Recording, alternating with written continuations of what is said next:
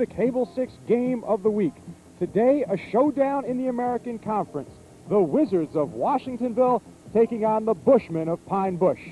Hello, everyone. I'm Gary Sussman, and welcome once again to high school football on Cable 6. It is football in the fall, a magnificent day at Pine Bush, as opposed to last Saturday, we were just getting out of a torrential downpour. The field in excellent condition. Mike Terrell, as usual, has joined me this afternoon, and I guess this is what they were talking about when they said football and fall go together. It sure is, Gary. This is the season for it, and the contrast of last week to this week is a contrast that also is set up between our two teams today. We're going to look at a powerful running game from Pine Bush and a very skilled passing game on offense from Washingtonville. Now, today is a very special day here at Pine Bush. Not only is it homecoming, but it is also in conference play. And what that means is that from now on, the games will decide who will go to the title game in Middletown on November 16th. Now, Washington been the surprise so far of the 1985 season in the OCL. After an opening game loss to Menacing Valley, they have won 3 straight, a feat not even their coach, Frank Green, expected. Right now, we're very pleased to be in the position that we're in. Coming into this season, if I would have set any goals prior to the season, I would have hoped to have been 500. Now, in retrospect, after 4 games, I'm kind of disappointed we're not 4-0. We've improved each week. We've gotten better defensively, which was my greatest area of concern coming into this season. And we're looking forward to this week's contest against Pine Bush. I think kicking game is very important. We take a great deal of pride in that. We have, I think, the most outstanding kicker in the area in Bill Rose. Winter handles our punting chores. We work very hard on our kicking game. Offensively, Paul's done an excellent job for us. We have some outstanding receivers this year. Our offensive line, we had a lot of people returning this year, and they've done a creditable job through 4 games. Defensively, we're always tough against the run. Our secondary came into the season without very much experience. The one ball game we did lose was because our secondary was poorly coached, and we asked them to do something they weren't capable of doing. So I think many different facets go into coming up with a victory on a weekly basis. I personally would take Paul as my first choice. Where he is so outstanding, it's just like having a coach on the field. For example, last week on one key 4th down situation, we sent a play in. It was not a good call. Paul changed it at the line of scrimmage, went to a better call. And he's done that. I think out of all the audibles we've used this year, he's had 1 bad call, and that's just tremendous. It's going to be a very good game. I don't think it's going to be a blowout by either team. Our greatest strength is our defense versus the rush, and that is their strength. We have a great deal of respect for them. They have a very good coaching staff. They have a very good defensive team, which is of great concern to us. So I think it's going to be a key player here. Probably special teams will decide the outcome of the ball game. You have to win the first game of the season. It sets the tone for the entire year. We were able to do that against O'Neill. Now we're coming to our first conference game. We have to win, and no ifs, ands, buts, or nors. We've got to win it, and we're looking forward to it. Washingtonville may have been a surprise at the beginning of the season. They are no longer a surprise. They are 3-1. Paul Winter at the QB and Bill Rose on the defense. They are the 2 stalwarts. They sure are. And, Gary, today Paul Winter is going to be the man that all the eyes are going to be on for Washingtonville offensively. He knows he's coming in against a tough Pine Bush defense, one that has put a lot of pressure on another good passer, Colby at Menacing Valley. He looks to get that same pressure today for Pine Bush to be successful. For him to be successful, his misdirection running plays are going to have to help him, and he's going to have to roll out and be able to throw on the run because we are expecting a lot of pressure from Pine Bush front line. Now, when Pine Bush faced Menacing Valley, George Colby had come into that ball game with very impressive statistics, and Pine Bush rattled Colby from the beginning. The same scenario may or may not apply this afternoon. Well, if anything, Winter has a bit of an advantage on Colby because he's a taller quarterback. He should be able to see his receivers who are open early in patterns and be able to throw off of that. He's also strong. He's about 195 pounds, stands 6'3", so he's going to be able to take some of that punishment that Pine Bush can hand out and come back firing, where I think Colby was hurt very early in that game, or at least the soreness affected him in throwing. I doubt we'll see that today with Winter. And Frank Green has called Paul Winter a legitimate Division I prospect. Now, as far as Pine Bush goes, they are coming off their first loss of the season, a 20-7 defeat at the hands of Port Jervis last week. But as head coach Marsh Canosa told me, he got some winning ways from his players, even in defeat. When the game was over, we pulled him in the center of the field, and I said, hey, look, did you guys honestly give yourselves 100%? If the answer to that question in your own mind is yes, then you pick your heads up, we'll go out and get them next week. And from the reaction that I got, the answer was yes in most of their minds. They gave themselves, and they gave their school, and they gave me 100%, and I'm happy with that. In a tight ball game, we were behind, and the reaction of the kids, which impressed me a whole heck of a lot, was the fact that they didn't quit. They kept, they kept getting up there and getting knocked down and getting up and getting up and getting up and going, going back after them, which is impressive for a young squad. Winter's a very good quarterback. Our scouts came back, said that, the kid is big and he's strong and he's mobile and he throws the ball well. They'll run the football effectively. They'll come up and they'll play good gutsy defense against you. And it's going to be, it's going to be a good football game because they're a quality squad. I think we're a quality squad too. We did a decent job last year, and the kids are, aware of the fact that every game they play is a tough game. But Washingtonville's program is not down. They, with Frank Green, as their leader, as their head coach, they're not going to be down. They're a tough squad, and they always will be. We have seen Pine Bush 3 weeks in a row. One of the questions that has to be asked this afternoon, how will the Bushmen rebound from the defeat last week at the hands of Port Jervis? I think pretty well, Gary. Last week they did not play a bad game on the field. Conditions had a lot to do with the type of game they were forced into, and then, of course, Port Jervis coming back and scoring twice in the first half on them also forced them into a little different style of game than they wanted to do. They're going to go back to their basic game plan. I would imagine that they've been successful with all year long. They're going to run the ball, get up, run the ball, and get up and do it again. Last week I thought Coates would be the key. Obviously, he was a factor because he didn't perform as to the way we expected him to.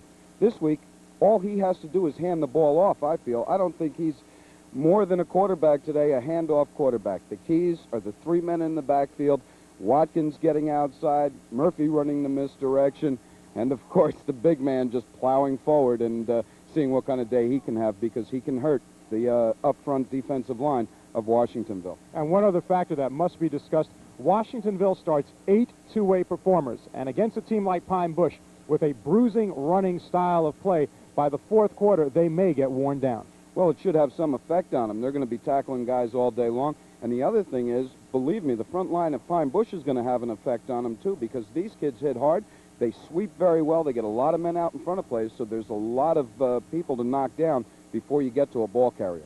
Washingtonville at 3-1, Pine Bush at 3-1, but that doesn't matter today because both teams start at 0-0 in American Conference play. It should be a dandy. When we come back the first quarter, you're watching the Cable 6 game of the week.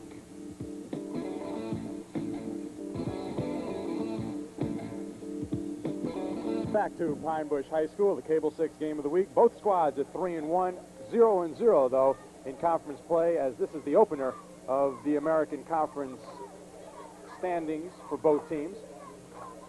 The overall record will count in case of a tiebreaker, but it's that conference standings that will be the large factor as to who goes to the title game November 16th in Middletown. The captains have met at midfield. Washingtonville will kick off from right to left. Pine Bush will receive. They are in the home navy blue with gold. The co-captains, Tom Curley and Paul Winter for Washingtonville, and Ed Rampy and Doug Rowe for Pine Bush. The officials in this afternoon's ball game, the referee is Floyd Schultz from Hopewell Junction. The umpire is Bill Schlink from Wappingers Falls. The field judge, Pete Wade, also from Wappingers Falls, and the head linesman, Kevin Lasco from Pleasant Valley. The timer is Bill Foote. The wind has picked up a bit in intensity. I don't think, though, Mike, it will be that much of a factor this afternoon because it is not a swirling type of wind, an occasional breeze every so often. Gary, the wind should not be a major factor at all today. The field condition in certain areas could be a factor to the running game because we did find some ruts as we walked around the field from last week's game that just haven't been cleared up. And the center of that field is very barren, very little grass there. Bill Rose, number 74, will kick it off for Washingtonville. One of the better kickers in the OCL. Back deep, Tony Watkins, Matt Shannon for Pine Bush. A very big game for both teams. Both want to get off on the right foot in conference play. Pine Bush, the defending OCL American Conference champ. And Watkins takes it at the 8, across the 15, the 20, and Watkins brought down shy of the 25-yard line, where Pine Bush will take over first and 10, and Rich Cameron, the fullback, number 41, not in the starting lineup, and we will have to find out why Cameron has not suited up. He is suited up, but he will not be in the starting offensive lineup.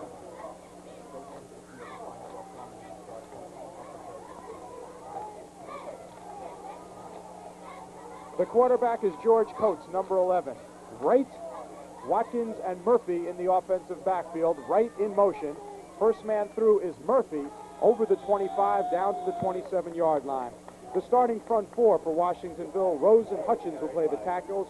Rose, 6'4", 190-pound senior, number 74. His coach, Frank Green, has called him a legitimate Division I prospect. Williams and Inamardo will man the defensive ends. Cassisi, Stroller, Curley, the linebackers, Lang, Winter, Cologne, and Maltis will be in the defensive secondary. They will show a four-man front, but they will also plug the gaps, sometimes showing a five or a six-man line, as Murphy is brought down about a yard shy of the 30-yard line, setting up a 3rd down and 5. The front line for Pine Bush, Barcelo, Rowe, Rafferty, Smith, Malloy, and Anderson. Rampy and Shannon will rotate at the split ends, and as we said, the Bull, Rich Cameron, not in the starting lineup, and we are attempting to find out why. 3rd down and 5. Coates, first pass of the ball game, has Rampy. Rampy has the first down and more. Brought down on the far sideline. Geronimo Colon in on the tackle for Washingtonville, but the first down of the ball game for Pine Bush as they get it through the air. Gary, here you'll see Coach set up, and he's without the effectiveness of Cameron in the backfield. He throws it out to Rampy, but he does most of this on his own. Good stiff arm there, and then just drags people along with him as he picks up the first down and more. 1st and 10 now from the 47-yard line is Rampy with his first pass completion of the ball game. On the keeper is Coates. Make that Coates on the completion, and a fumble recovery for Pine Bush.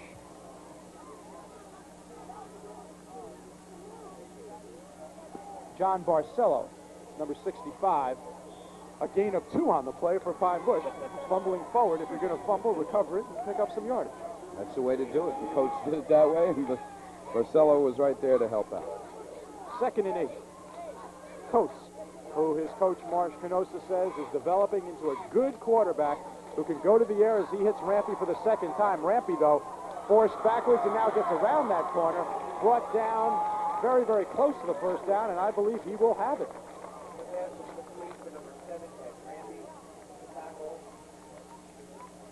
A 9-yard gain down to the Washingtonville 41-yard line, and it will be 1st and 10 again for Pine Bush. 2 passes, 2 completions. Watch Rampy, it's the same thing opposite side. This time, though, Rampy comes backwards before he tries to go forward. I thought he'd get in trouble, turned it into a good run. 1st and 10 from the 41. Cameron in the ball game, and there's Cameron. Cameron down to the 25-yard line, so it doesn't look like there's anything wrong with Rich Cameron. Let's get our statistician, Charlie Guido, back up here. Well, Gary, that's kind of strange. He comes in for one play, and maybe they did that just psychologically. You never know with Marsh what he's going to do to you. And Cameron sat out and then came in, busted it right up the middle for a big gain on the play. 16-yard gain by Rich Cameron. And it'll be the 3rd first down of this drive for Pine Bush. Once again, Cameron over right side. And Cameron over the 20 down to the 17-yard line. In on the tackle, Bill Rose, number 74, defensive tackle, along with Paul Winter, number 11. Cameron loves to follow McQueen and Rowe on the right side of that offensive line. These 2 guys, we've seen them 3 games in a row now, and they do a heck of a job of blocking and dividing off an area, and they do a good job on the right side. Number 56 and 72, that's Rowe and McQueen, respectively. 2nd down as Watkins goes in motion. Counter move to Murphy. Good defense that time by Washingtonville as they strung him out. Number 85, Geronimo Colon, coming up from his defensive cornerback position to string out that play, along with number 62, Mike Stroller, the middle linebacker. Now, as far as Rich Cameron goes, true to the grit of Rich Cameron, he has 102 fever. He's been sick all week. That's why he didn't start. We'll see how effective he is in the duration of this ball game. Just being in there, he's effective. Whether he lays a hand on the ball is a whole other question we'll watch for. 3rd down and 6. Rampy split wide to the right. Coates looking for Rampy.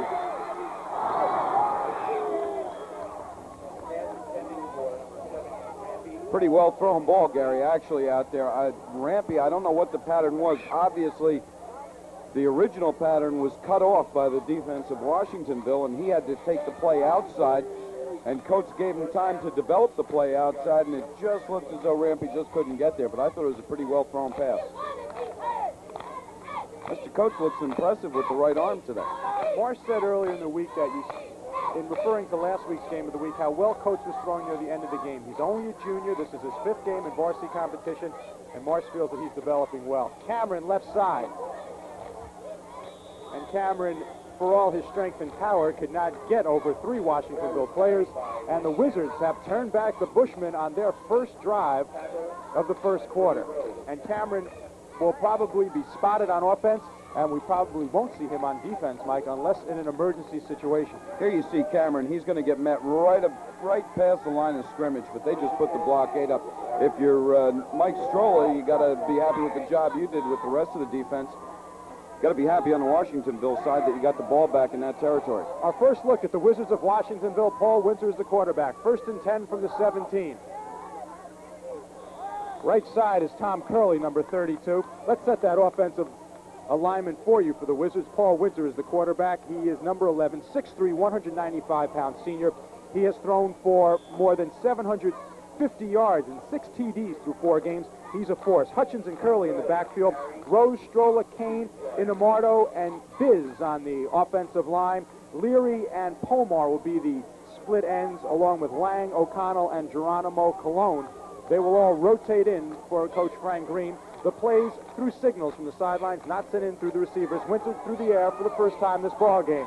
Downfield. What a play by Rampy. Great defense on the part of Rampy. Tim Lang had him beat, and he had him beat by 5 yards. The ball was well thrown, but a little bit behind Lang. We'll get another shot at this one. No pressure. Good protection for Winter in that backfield there. Excellent protection by the front line. Here you'll see him, the little fake into the line. Not a real good fake. Didn't hold him up much. Good throw. He throws the ball well, Gary, but look at the outstretch of Rampy. Mike, that saves a touchdown because the ball might have been a yard or two underthrown, but I think it would have hit the receiver right in the hip, and he just had Green ahead of him. And we see Paul Winter. He throws with a strong arm as Curley goes right side. Make that Steve Hutchins right side. He gains maybe a yard or two. The front 5 or front 4 for Pine Bush, they shift between a 4 and a 5-man front. Anderson, Westbrook, Torchio, Holland, and Smith.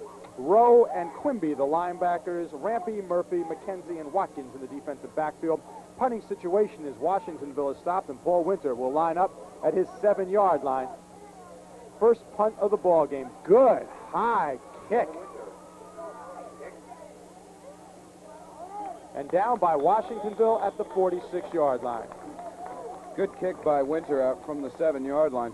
Got them good distance out, and Pine Bush will take over, although in good field position. The kick was effective. They'll take over at their own 46, Pine Bush will. And it was down there. Now we got a 1st and 10, and we see that this time Campbell will start right from the get-go on this drive. 34-yard kick by Paul Winter. 1st and 10 from the 46-yard line for Pine Bush. No score, 5:40 to go in a quick-moving first period. First man through is Cameron. And Cameron blasting over that left side. Mike Stroller once again in on the tackle. You know, Gary, we've watched a lot of runners in the 4 years or so we've been covering high school football, and we've seen a lot of good ones. Of course, Walter Mosley comes to mind as probably the most effective runner that we've seen in 4 years of high school ball. But this kid is probably the most destructive runner we've seen because he can hurt people. Dr. Hurt. He sure is. 2nd down and 7, gain of 3 on the play. Watkins. Good play that time for Washingtonville. Number 80, Dan Maltus, 5'6", 145-pound junior. He's a small guy, and he got down low. Well, Gary did the right thing. That's an excellent open field tackle. He came up, he saw the play coming to his side, and he just came. He was either going to force him further out or make an open field tackle. Got the shot, and he took it. Watch this. Now, Watkins has good speed. Look at the little step he tries to give him, and see, he had the coverage on the outside. Winters was there to back him up. Good play. Last week, Washingtonville held Rich Beatty to 100 yards and 21 carries as they defeated Warwick 10-7. Before that game, they had defeated O'Neill 7-0. They've only given up 1 touchdown in 2 games. Cameron with a head of steam. Cameron over midfield into Washingtonville territory, but he'll be several yards short of the first down, setting up a 4th down and call it 3 for Pine Bush. Head of steam that time for Cameron. Got it going. Gary, he's an excellent runner because he does what, you know, he does something real well, and that's what he sticks to. He's not fancy. He just plows ahead. Dave Torchio in punt formation for Pine Bush, and Matt Leary back for Washingtonville. Nice kick, good spiral. Leary calling for a fair catch and surrounding that ball at the 18-yard line. Boy, it took him a long time to get that kick off, but once he did, it was an awfully good kick. 32-yard punt that time by Dave Torchio. No return, which is very important. And now Washingtonville starts it off 1st and 10 from the 18-yard line.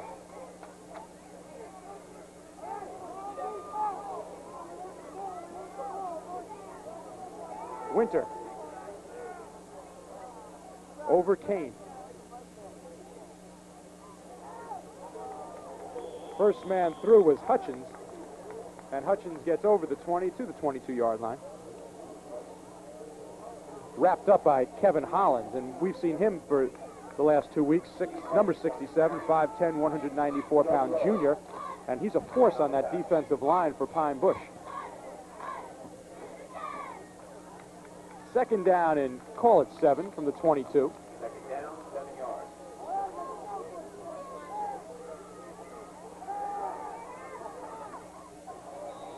Matt Leary, Washingtonville 1st down. I called him Lang earlier, but it's Leary, and he made a nice catch on a good throw. That was the play. Just a little curl, and let's get the 1st down. We got to get some offense rolling so that Washingtonville can start moving into their game plan here. 9-yard pass completion, the first one of the ball game for Winter, and their initial 1st down. 1st and 10 from the 33-yard line. Winter is a classic backdrop, stand-up quarterback. And this time he's forced to roll. Looking downfield, has his man. Leary, but a bit overthrown. And he's got a gun, Mike. Funny you should say that. When he let that pass go on the run, he never slowed up, actually. He never broke his stride to throw the ball. He saw his man open, and he threw it while he was running sideways. And I said, gee, he's got a quick release and can throw strong, can he? He does have a gun, and he throws the ball well from either a stand-up position or the rollout, but he obviously looks more comfortable setting up in the pocket. He can throw without having to use that much leg motion, Mike. Has a powerful arm. Doesn't need that much time to set up, this Paul Winter. 2nd down and 10. Oh, we got movement, number 62 on the offensive line. It looked like he was calling an audible. Dave Torchio gave some movement on the defensive line, but then movement on the offensive line of Washingtonville. And that'll be 5 yards. Don't speak too soon because... Against Pine Bush. Well, Pine Bush had to make contact then. They must have. They must have came up and touched somebody. 2nd down and 5.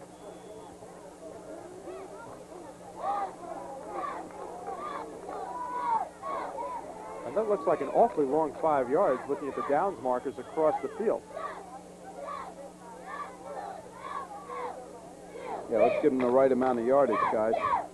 There we go. We got it set up. It's easy. You go 1, 2, 3, 4, 5. Well, I looked across the field. I saw 2nd down. It had to be 7. And then I look on the scoreboard. It says 2nd down and 5. And it looked to me like the spot may have been a bit short. And the observation proven correct. 2nd down and 5 now. We'll get it straight. 2:32 to go. First period. No score. American Conference opener, Washingtonville and Pine Bush as Winter drops straight back. Near midfield, Tim Lang downed on the play, has the 1st down.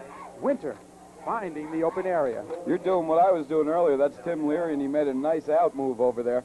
At least in your writing, it's Leary. Tim Lang, Matt Leary. Oh, Matt Leary, okay. Put them both together and we'll come up with one who made a good catch on the sideline. That was Tim Lang. 7-yard pass completion. Winter's not completing them long, but he is getting them in the right areas and taking the yardage that the Pine Bush defense is giving him. 1st and 10 now.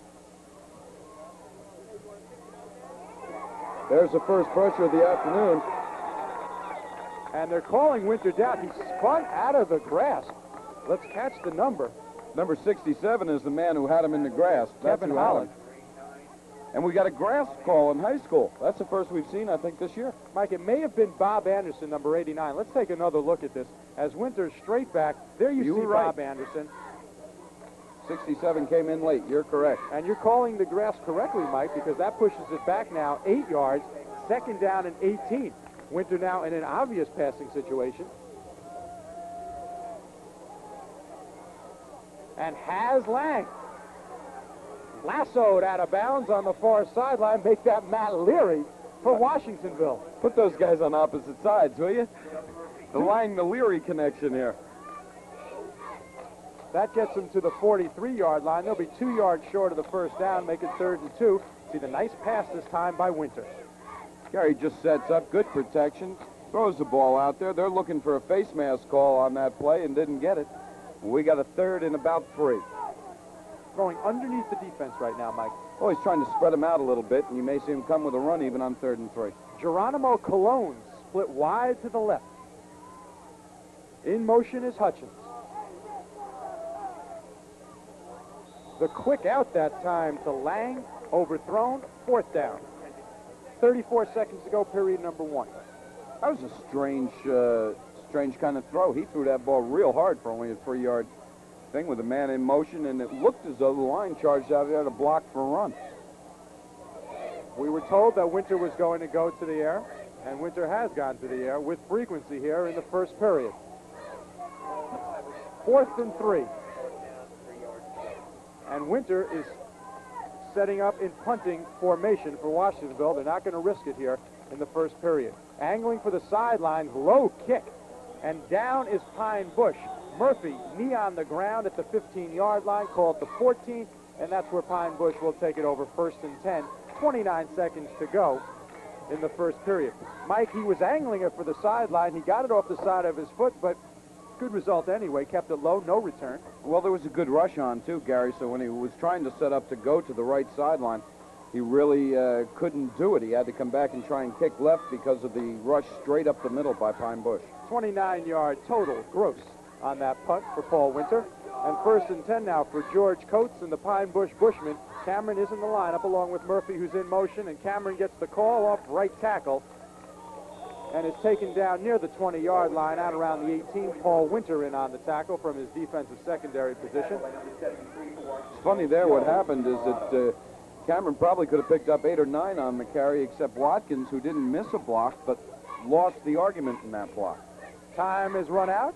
First period, no score. When we come back to second period, you're watching the Cable 6 game of the week.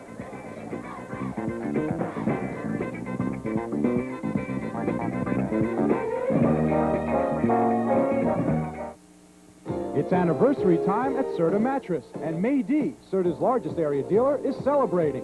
Up to 50% off any Serta mattress or box spring. Thousands in stock to choose from. And at May D's Mattress Factory Outlet and May D's Sleep Shop, there's never a charge for delivery, setup, or removal of your old set. Now is the time to buy a Serta at May D. May D's Mattress Factory Outlet, their Wallbounds Plaza in Vales Gate, and May D's Sleep Shop on Route 9 in Poughkeepsie. Don't Pine Bush. As we start the second period, no score. First man through is Watkins over the right side once again, going over the hole set up by Doug Rowe and John Barcelo, and that'll bring Pine Bush a couple yards closer to that first down marker, which is right now at the 25-yard line. Fast-moving first period, Winter going to the air with some success, and Pine Bush not able to get that vaunted ground game in action. Their highest total of the year so far, 388 yards against Minising Valley. In motion, Watkins, Cameron, and he is stopped for no gain. Excellent play that time by Tim Lang, number 42, along with Mike Stroller, number 62. I believe it was Stroller who made the hit. He made the initial hit, Gary. He's a good tackler. You'll see him. He puts his shoulder into the stomach and gets down low around the knees to lock him up. That's a good way to tackle. Dave Torchio at the 7-yard line. Washingtonville is facing excellent field position right here. Nice kick by Torchio. Fair catch called for by Washingtonville and taken at the 45-yard line. Matt Leary, but Washingtonville with 1st and 10 in excellent field position at the 46-yard line. A good point to bring out here, because this is the first time they will set up an excellent field position. We saw them drive from their 18 on their last possession, and they took it down to around the 42-yard line of Pine Bush before they were stalled. Now let's see what Winters and Frank Green have talked about on the sideline and what they come up with to start this off. We unofficially have Paul Winter 2 for 5 for 25 yards in that first period. 1st and 10 from the 46. Pressure in the backfield. Winter's going to pull it up and move down that far sideline, getting about 7 on the play.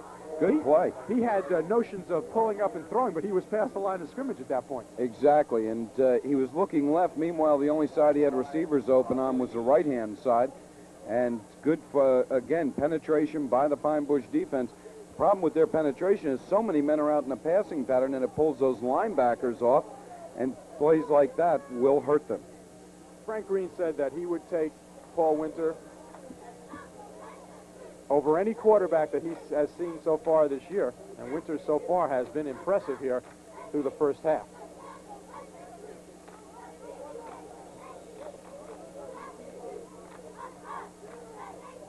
Hutchins on the call. Very close to the first down. He'll be about a yard short. Doug Rowan on the tackle, along with Stacy Westbrook, who's now coming into the ball game for Pine Bush. Obviously, he couldn't have been on the tackle if he was on the sidelines. Very difficult to make that tackle play when you're standing next to the coach. 3rd down and 1. Big 3rd down play here as Washingtonville tries to get some momentum going. And the first down is made that time by Steve Hutchins. Second effort. Good Hutchins second got that play on his own. Hutchins not a big guy. He only stands 5'10", 170, but a good, strong runner inside.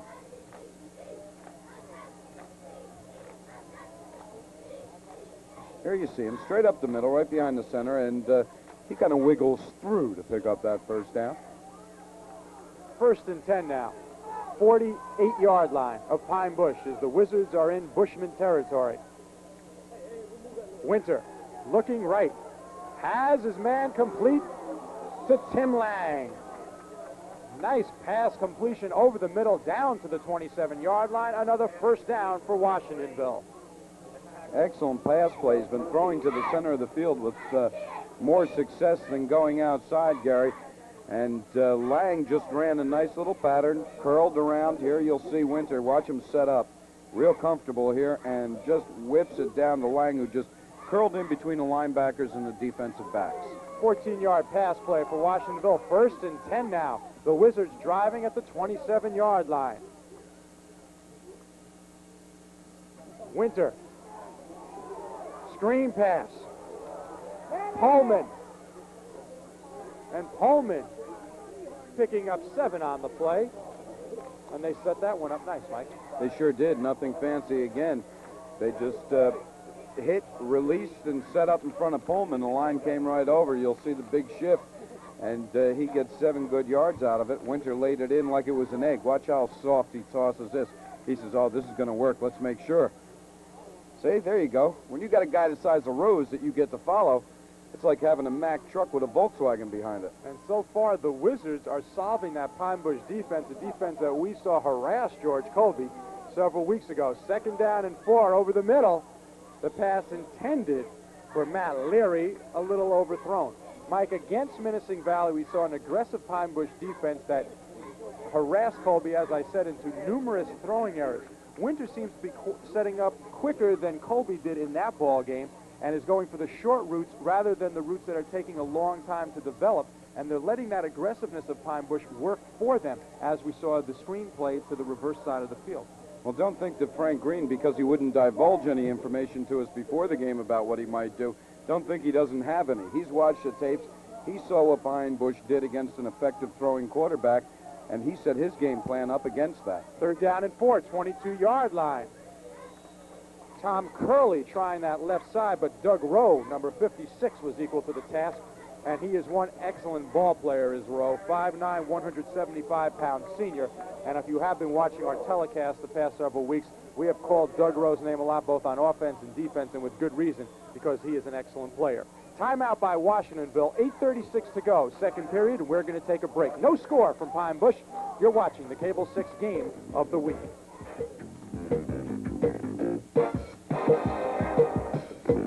Down and 3. Bill Rose is on for the field goal attempt from the 27. It'll be a 37-yard field goal attempt for Bill Rose. He is 3 for 3 so far in 85. And the kick is blocked by Matt Shannon. Winter.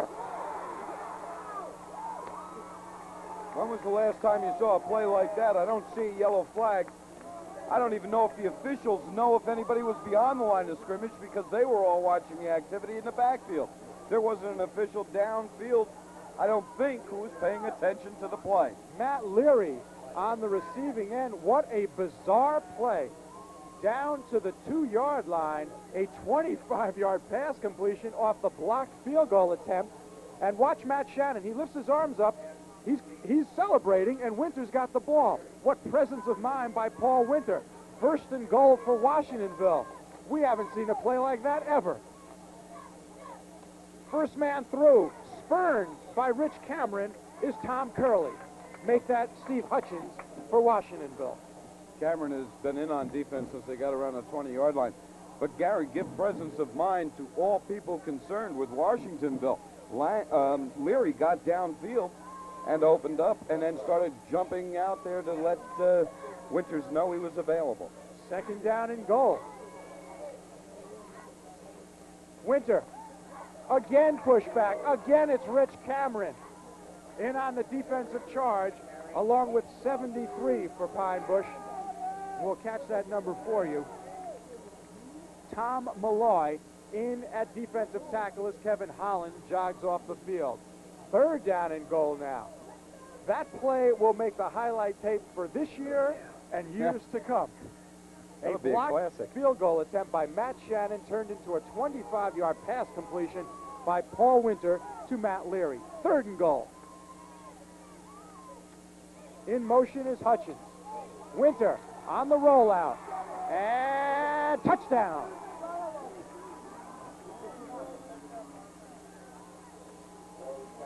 And Rich Cameron is down on the field for Pine Bush in the end zone.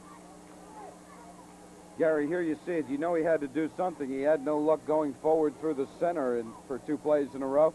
Let's try something, a little sprint out, anything. Where's the room? Here he sees it. Well, I'll tell you what.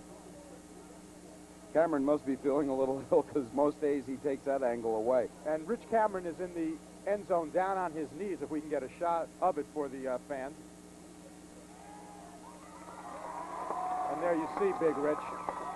What a runner he is, Gary, and he's been a tremendous defensive player, too.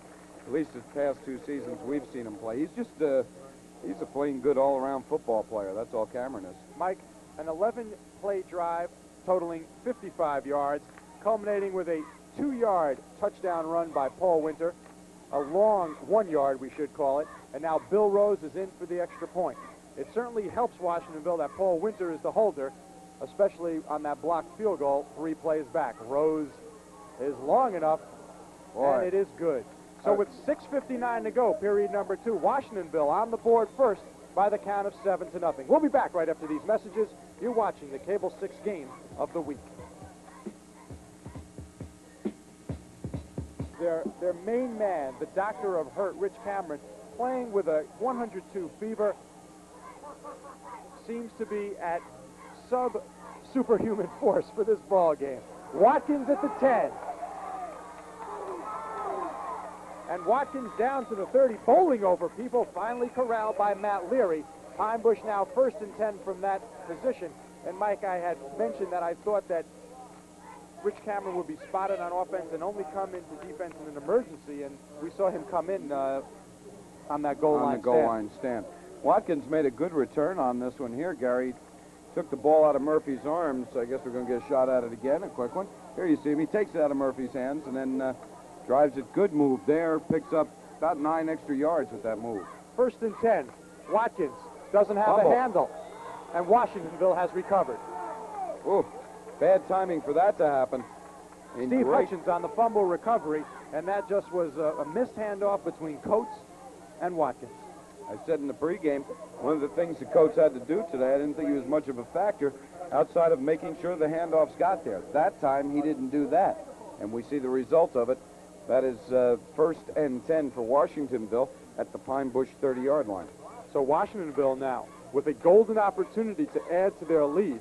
And Pine Bush, for some reason, Mike, this is homecoming, this is a big game, don't seem to have the fire that they had last week against Port Jervis. No, I think that's a pretty good observation. Mike Strolla being helped off the field, and he's been a big play man for them so far today. But Pine Bush doesn't seem to be at the intensity that they were last week, and I'm kind of surprised at that. Usually when Marsh brings them out here on a Saturday afternoon, they're ready for anybody. It doesn't matter what the name is on the other side, and they just don't look to have the spirit that they usually do. Paul Winter, 4 for 8, 75 yards, first half. Going downtown, screen pass. Good pressure put on the defense there as the pass goes from Winters out to Lang, and Tony Watkins shut it off. He saw it coming up, and out he went to get it, but the pressure. A loss of 2 on the play as we see the cross-field pass, and Watkins did drive Lang out of bounds, as you saw in that replay. A loss of 2 on the play, 2nd down and 12 from the 32. The wide side of the field is the left side of the field, and that's where Lang is split.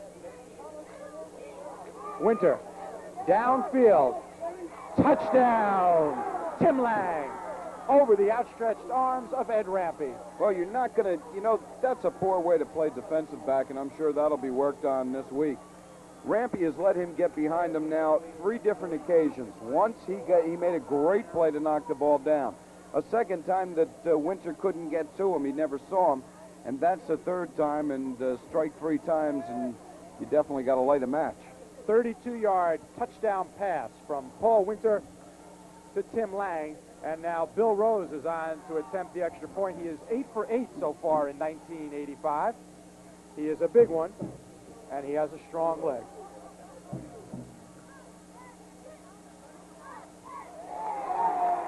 And that is blocked.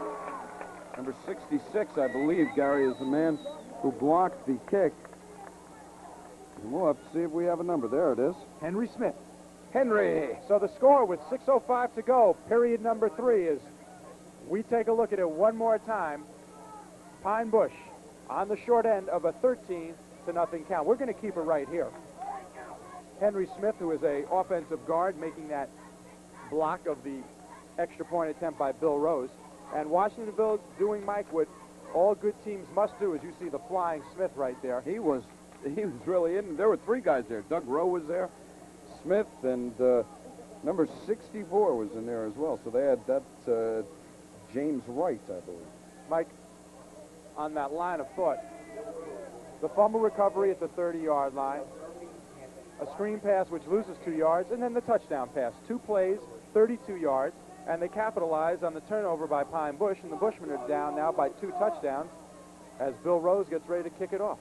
Well, I got a thought on the defensive play of Pine Bush, and we'll tell you about their defensive backs and when we get an opportunity, but right now the kickoff by Rose. And Murphy at the 16-yard line. Spinning off of 1, trying to maintain his balance, and is brought down at the 37-yard line. Again, Geronimo Colon in on the tackle, along with number 41, Matt Leary, who has been all over the field.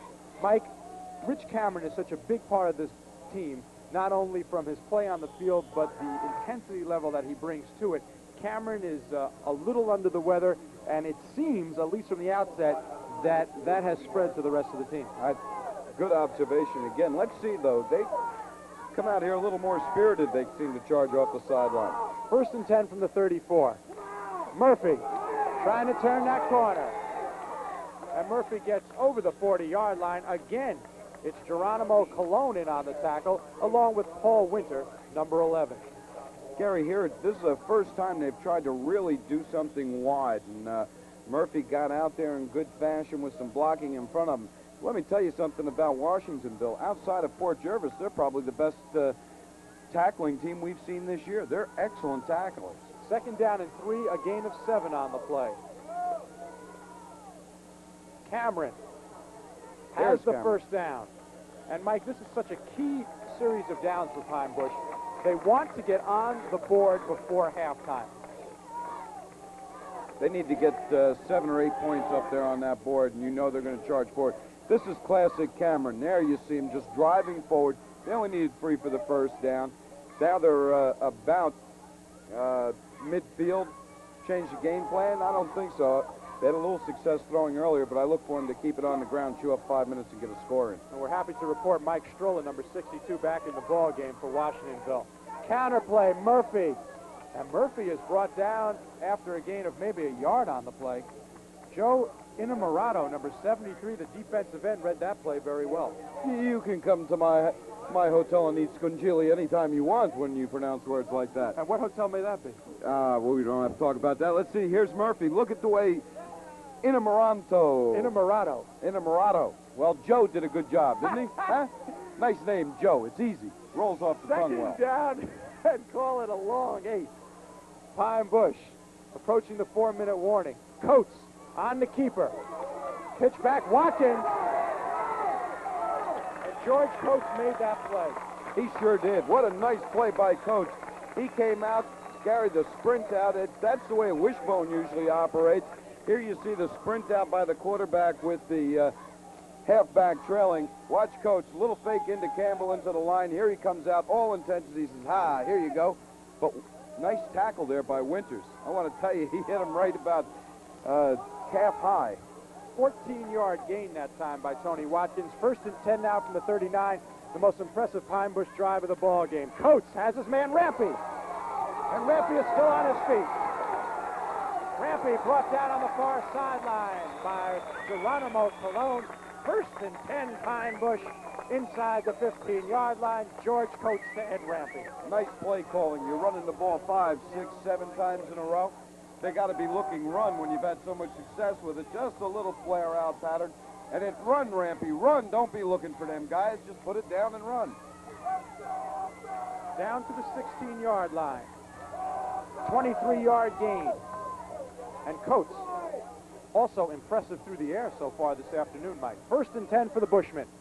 Cameron, still on his feet, bowling over people. Cameron over the 10, down to the 9-yard line. In on the tackle, Dan Malthus for Washingtonville.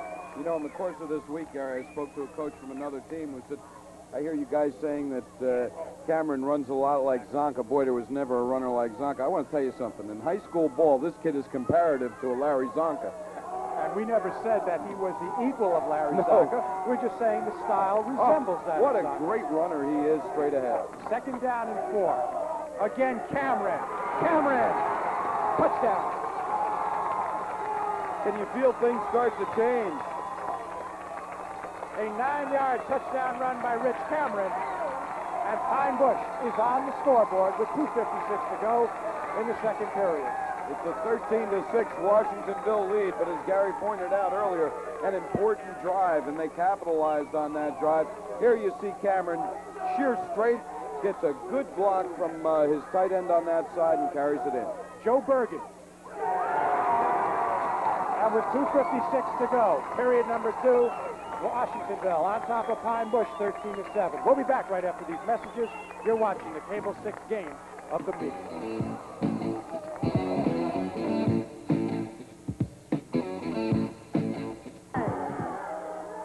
Make that Leary over the 20 down to the 22, and for the first time all ball game, the crowd is into the ball game.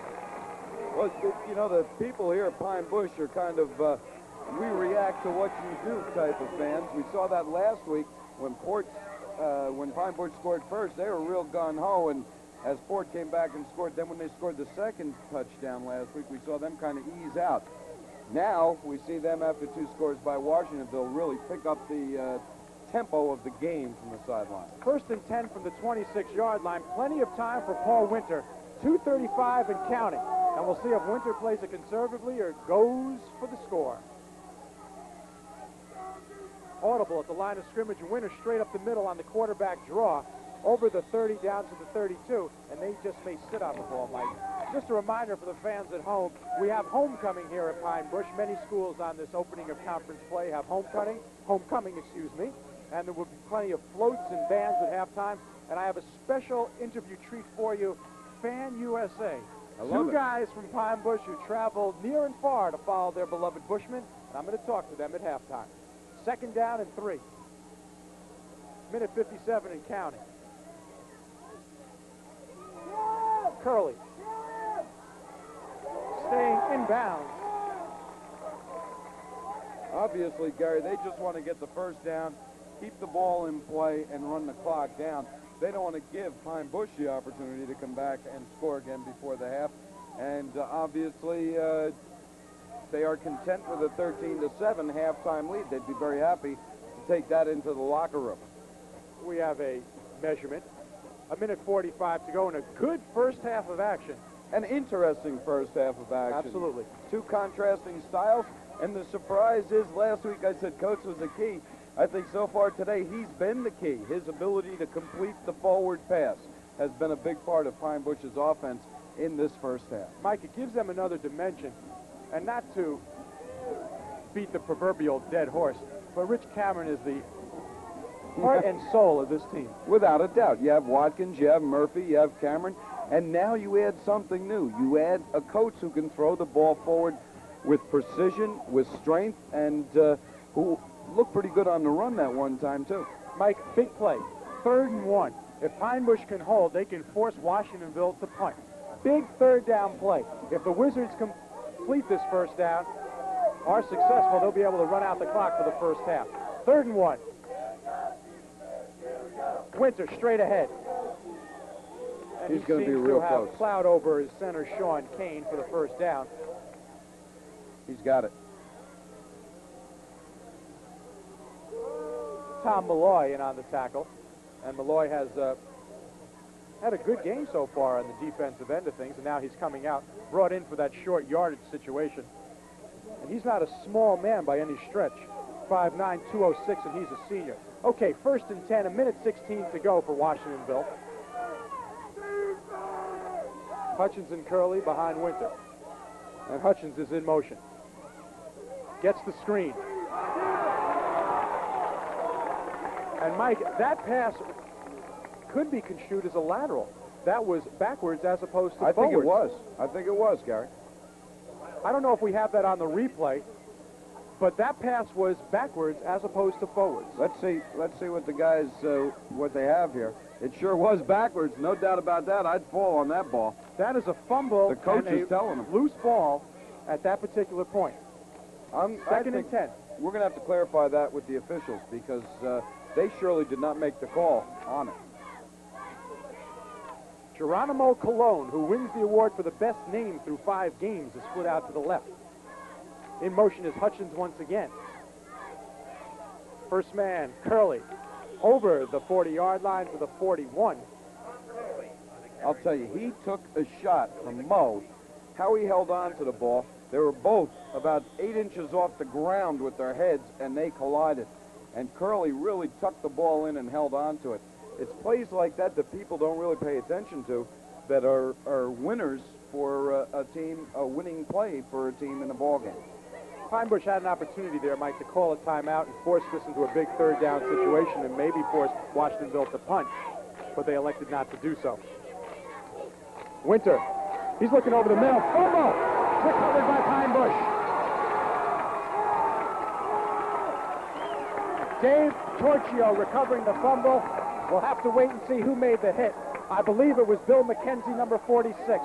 Let's take a look. 46 was the number I thought I saw going in, Gary. Let's see. 67 is the man who makes the hit. That's Kevin Holland. And number 40, Dave Torchio, jumps on the ball, pounds on the ball. And now we have time for maybe 3 plays if done effectively. 21 seconds. They have timeouts left, at least 2, I believe. And, of course, the ball stops when it goes out of bounds in high school football, and anything inside of 2 minutes, actually, when it comes to football. So they have the opportunity here for 3 or 4 plays. And we're going to take a break. 21 seconds to go, second period. You're watching the Cable 6 game of the week.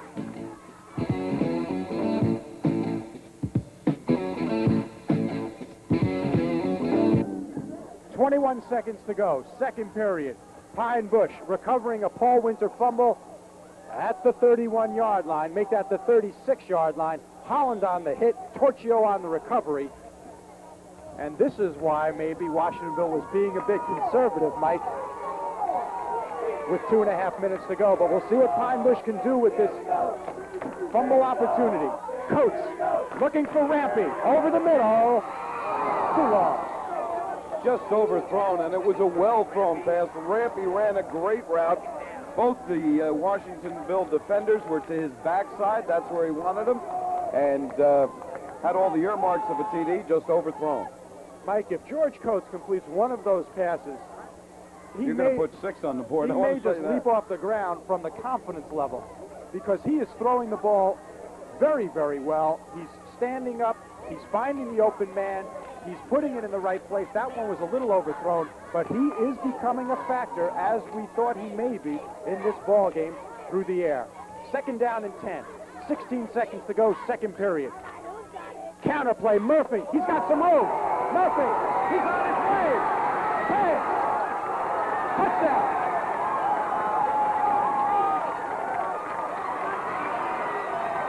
We've seen this the 3rd time this year. He scored on the exact same play. The misdirection, just different sides. They set him up on different sides.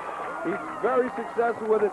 Let me give you the reasons for success, because you may miss it on the replay. You are going to miss it.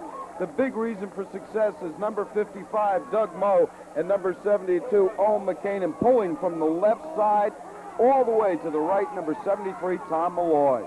Bergen. Kind of wedge shots it over the upright. We have a new score. We have a new ball game. Pine Bush on top, 14-13, 2 touchdowns within a 5-minute span. Oh my, has this ball game turned around. If you're Frank Green now, things have to change when you go into the locker room. You're looking to go in with a 13-7 lead, so you go conservative with 2:58 left when you've got a passing quarterback who's had a successful, so far, first half. But on that same note, Mike, he goes conservative. The coaches call the conservative plays, but yet they go to the pass with 30 seconds to go, and it wasn't a pass interception. It was a hit in the offensive backfield. If you don't go into any pass formation, you don't risk that. Well, I'm a hard person to convince that you should ever play conservatively. I always believe in an aggressive style of football.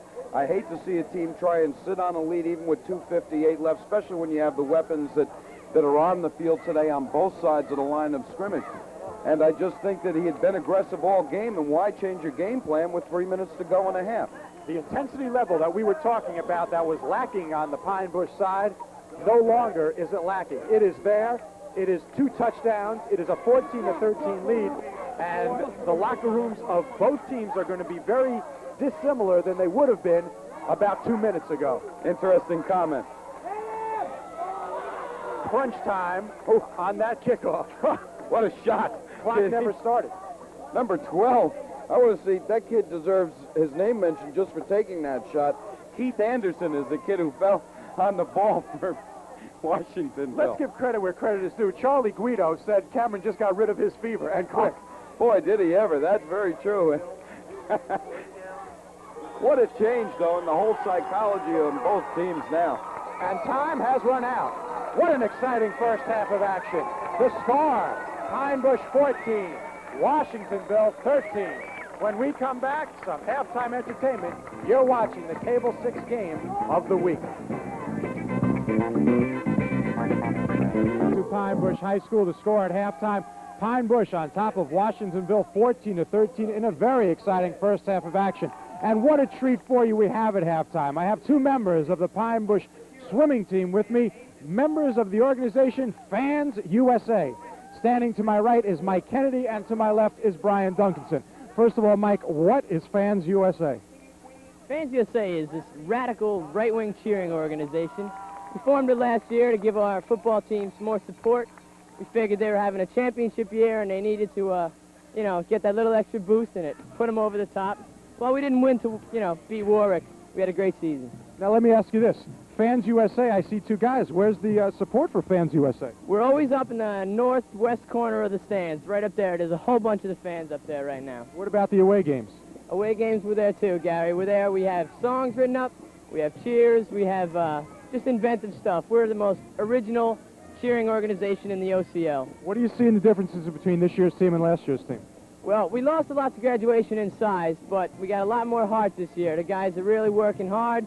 They're a tough team, and I think that second half burst at the end, those 14 points, show that the Bushmen can come back from any circumstances.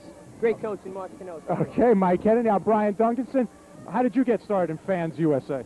Well, we just started out going to football games like a regular, and it just wound up being the same people being there every week and every week. And we got, we started making up our own cheers and everything, so we figured we'd put a name to it and call it an organization. Now, it seemed to us that the guys were a little flat at the beginning of this game. Did you sense that at all? Yeah, I don't know. We've had some trouble like last week against Fort Jervis. That was a big game. We were up for that, and so this week, it's kind of different tone. But I think they got the momentum going in second, had a couple of block kicks and everything, so I think they'll come out second half. Now, if the name Duncanson sounds familiar, that's because Brian's father, Ed, was the gentleman, the Pine Bush teacher, who almost made it into space. It must have been pretty exciting for the family. Yeah, we had a lot going on. We also had the birth of my baby sister recently, and everything came down on us at once. But so it's been pretty up and fine. Quite an exciting fall. Now, both guys of Fans USA are members of the Pine Bush swimming team, and they are defending OCL champs, if I am correct. Section 9 champs also. What about the swimming team? You guys get enough publicity, enough recognition? I tell you, actually, we don't. I mean, everything usually goes to the football teams and the basketball teams and the baseball teams. Deservedly so, but the swim team, we work very hard, and it's paid off. We haven't had a losing season, I don't think, since swimming was brought to Pine Bush, and we're a tough squad, and we got a lot of heart. We got a great coach in Charlie Murray. Okay, when does the season start? What do you race at, and what does Brian race at? We start in November, our practices. I'm kind of utility. I do 100 fly, freestyle sprints. A utility swimmer. Brian, however, is our Section 9 champion or state representative backstroker, 100-yard backstroke. He can swim anything, 500. Put him anywhere. He's got a lot of heart, and he's ready to swim for you.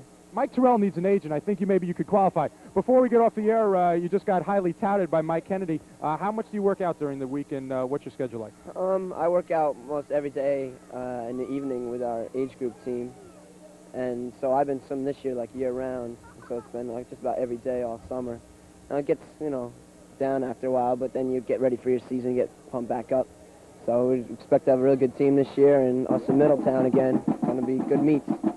Okay, Mike Kennedy and Brian Duncanson, two members of the Pine Bush swimming team, and of course, the leaders of Fans USA.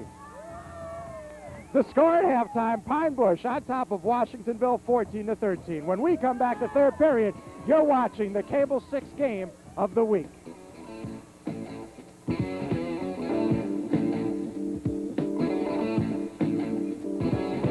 Back to Menacing Valley. Welcome back to Pine Bush. That's all right. Where did I leave you? Huh? Where am I? Wherever it was, why did I pick you back up? 14-13, Pine Bush on top of Washingtonville by 1, capitalizing on a late fumble. A hit by Kevin Holland, a recovery by Dave Torchio, and then the pass completion to Ed Rampy, and it's Pine Bush on top of Washingtonville by 1. As we begin the second half, let's recap the scoring for you. Washingtonville took a 13-point advantage off a Paul Winter touchdown run from 1, and then a 32-yard pass from Winter to Matt Leary. Pine Bush then came back, a 9-yard touchdown run by Rich Cameron, and a 36-yard run by Doug Murphy, the 2 extra points, and that is the difference in the ball game right now. In the first half, Winter 6 for 11, 103 yards passing. George Coates 4 for 8 for 45 yards unofficially in the first half. First man through, fumble. And Washingtonville has maintained possession. We'll get things straight here. Fans USA at halftime got us all confused. First play of the second half, and you see the ball knocked out of the hands of Steve Hutchins, but Washingtonville was able to recover. A gain of 5 on the play, second down and 5. Hutchins and Curley behind Paul Winter, and he has been impressive so far in this ball game.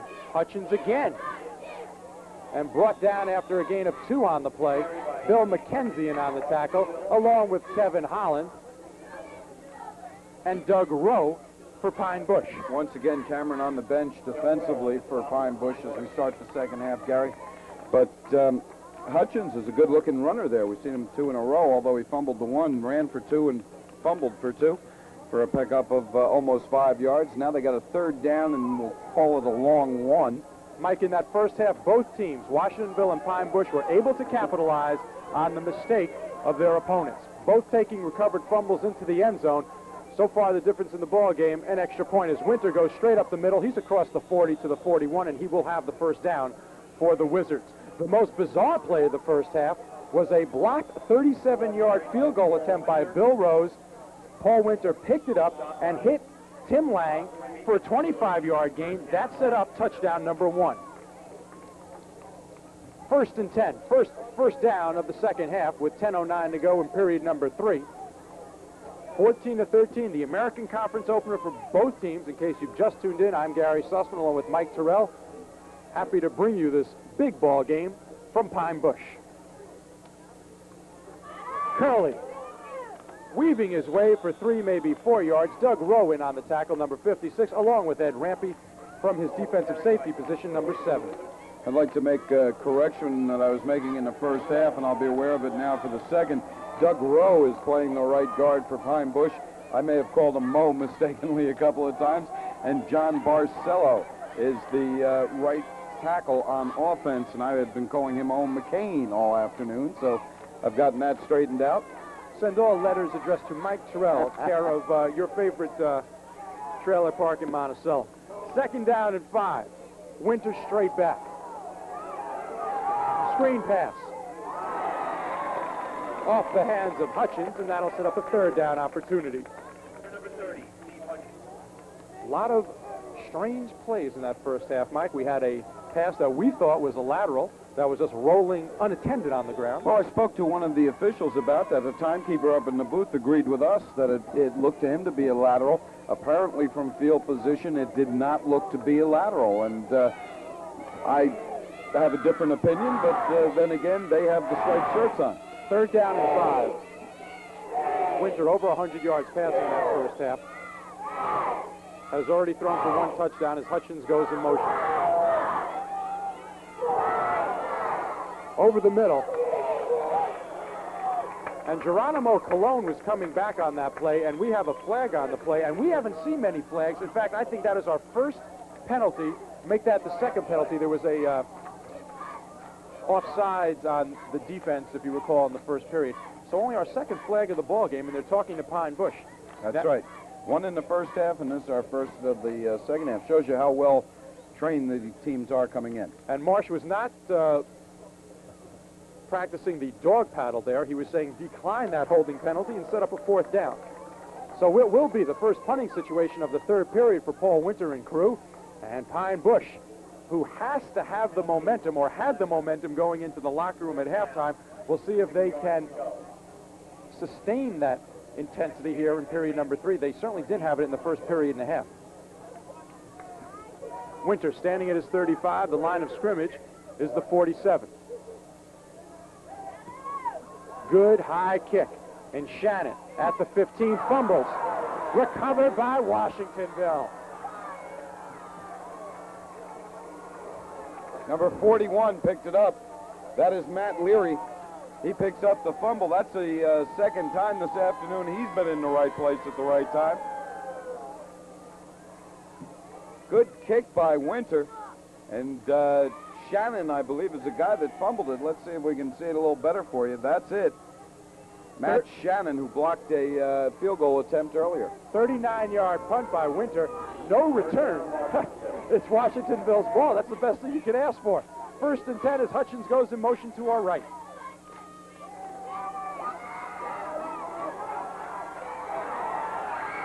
Winter finally brought down Dave Torchio and Doug Rowe combining for the tackle. And Winter had plenty of time back there, Mike. He was looking over the defensive secondary, didn't find anybody open. He might have waited a little bit too long. He could have pulled up and gained a few yards. Well, Gary, I think you're right. He made the mistake that he kept looking, and there was good coverage downfield by the Pine Bush secondary. And if he had tucked the ball under and ran on his first look, he probably could have picked up 5 or 6 instead of just a couple. 2nd down and 8. Geronimo Colon split to the wide side of the field, which is the left. Lang slotted short on the right. Winter looking for Colon. And that was a timing pattern, Mike. He threw the ball where he thought Colon would be, and Colon hadn't gotten there yet. Yeah, Colon didn't really come sharp across that, running that pattern. He kind of just, what did I say, dogged it a little? He didn't really run it out at full strength. Execution. Execution, I like that. It's a nice word. 3rd down and 8. And keep in mind that Washingtonville has an excellent field goal kicker in Bill Rose. But Rose isn't having one of his better days. But I don't think it's his fault, because the 2 blocks, you can't kick the ball when there's a defender right on the tee as you attempt to put foot to ball. Winter looking for Colon. He overthrew that one, Gary. Colon ran a good route that time. He had Rampy. He faked an in move and turned it out real sharp, and Rampy kind of got stuck there for a second, although Rampy did stay right up with him, but Colon had gotten the position he wanted, and that was the important thing. Rampy had good coverage, but did not have position. We'll get to see it again. Let's see if we get it as it cuts out. There you see it. Rampy right on his back, but did not have the position. Looked like it was just a touch overthrown. I think Colon had a good shot at that ball, Mike. Field goal attempt, 30 yards. Angled to the left. Rose is no good. So with 7:47 to go, Pine Bush still on top by a point. 14-13. We're going to keep it right here. Bill Rose not having that good of a ball game, Mike. Talk about that one here now. He had kicked 3 before he came into this ball game. He's had 1 blocked. He's missed 1. But a good defensive hold by Pine Bush. 1st and 10 now from the 20-yard line as the Bushmen stiffen. And, Mike, during this week I had a chance to talk with Frank Green. The fans saw it on the pregame show. And he thought that special teams would be the deciding factor. And so far they have played a very key part. Kicking and receiving. Cameron going off the left side. Cameron gets over the 20 down to the 23 before Tim Lang gets a hold of him and brings him down. We should point out that Rich Cameron is playing with a bit of a fever. We were told at 102. With that type of fever, Mike Terrell and I are saying, what channel is this? That's right. I would not be here if I had 102.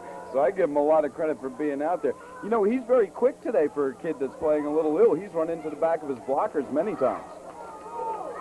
2nd down and 7. George Coates, who was 4 for 8, 45 yards in the first half and has been strong. Gives off to Murphy, and Murphy blasts for the first down. Taking Washingtonville tacklers with him. Geronimo Colon, and we've called his name a lot, not because I like it so much, but he's been in on the action. But we must say, Mike, that he is a cornerback, and he's been in on a lot of tackles, which I don't think the Washingtonville coaches really like that much. Not that he's not making the tackles, but that they would rather see the front line and the linebackers make those tackles. 2nd down and 10. Rather, 1st and 10. Murphy. In the backfield very early was Vin Casassi for Washingtonville. And he's the man that helped stop that play for virtually no gain, maybe even a loss of a half a yard. Gary, Colon is the center fielder. He's a free safety out there. And I'll tell you, he reads extremely well. He really does, and he comes up and helps put the pressure on. That's why he's been in on a lot of those. And he also is proficient on the offensive end, but hasn't been able to hook up with Paul Winter so far this afternoon. Watkins. He's been unheard from most of the afternoon, and again there, he stopped for a loss of maybe another half yard, so now it'll make it 3rd and 11. Once again, Vince Cassisi in on that play, along with number 88, Dennis Pullman. 8 two-way performers for Washingtonville, and sometimes that goes as high as 9 and 10 by the time the ball game gets done with. And you can see by the size of the squads, Washingtonville does not have a lot of depth. Coates, nice ball fake. Cameron.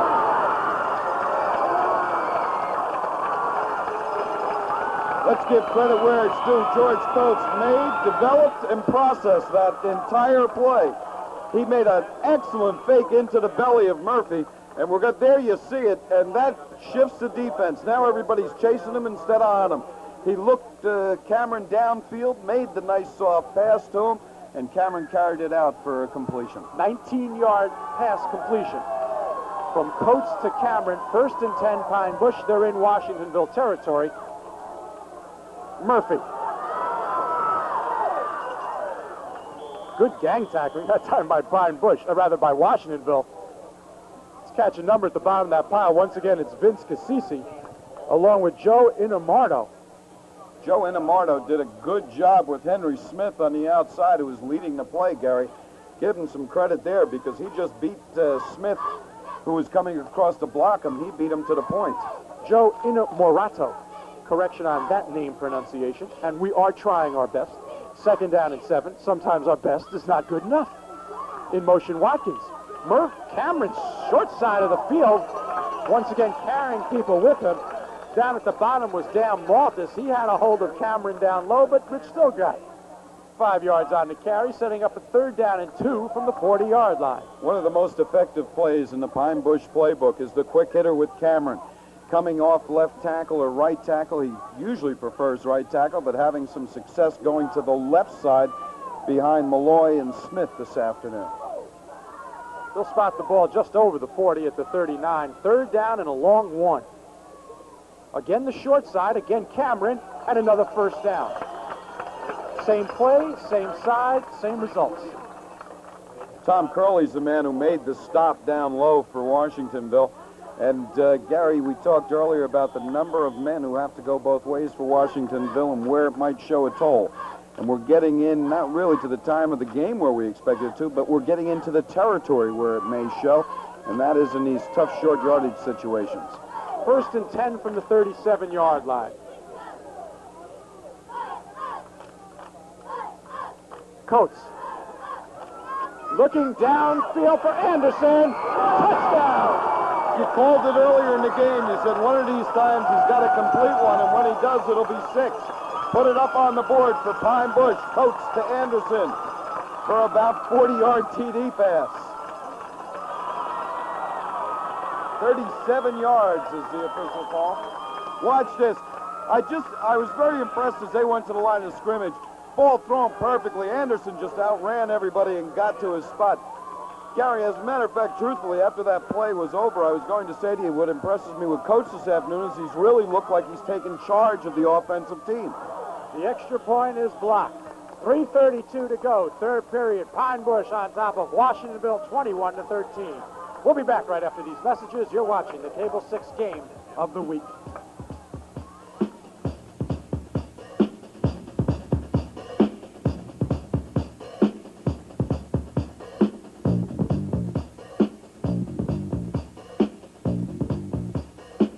In 8 plays, culminated by a 37-yard touchdown pass from George Coates to Bob Anderson, and now Pine Bush on top by a TD and an extra point, 20-13, because the extra points have not been easy to come by so far this afternoon.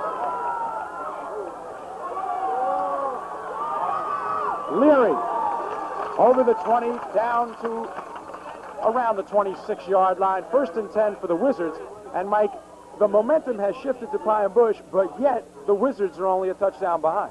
Well, I'll tell you, if Mo has switched over, it's to Coates. And now what Paul Winter has to do is come in and go back to his original style of play, air the ball out, and try and move the team forward. He had a lot of success throwing short to the middle. He seemed to abandon that after the first quarter. Let's see if they go back to it here late in the third period. 1st and 10 from the 26-yard line, 3:08 and counting in period number 3.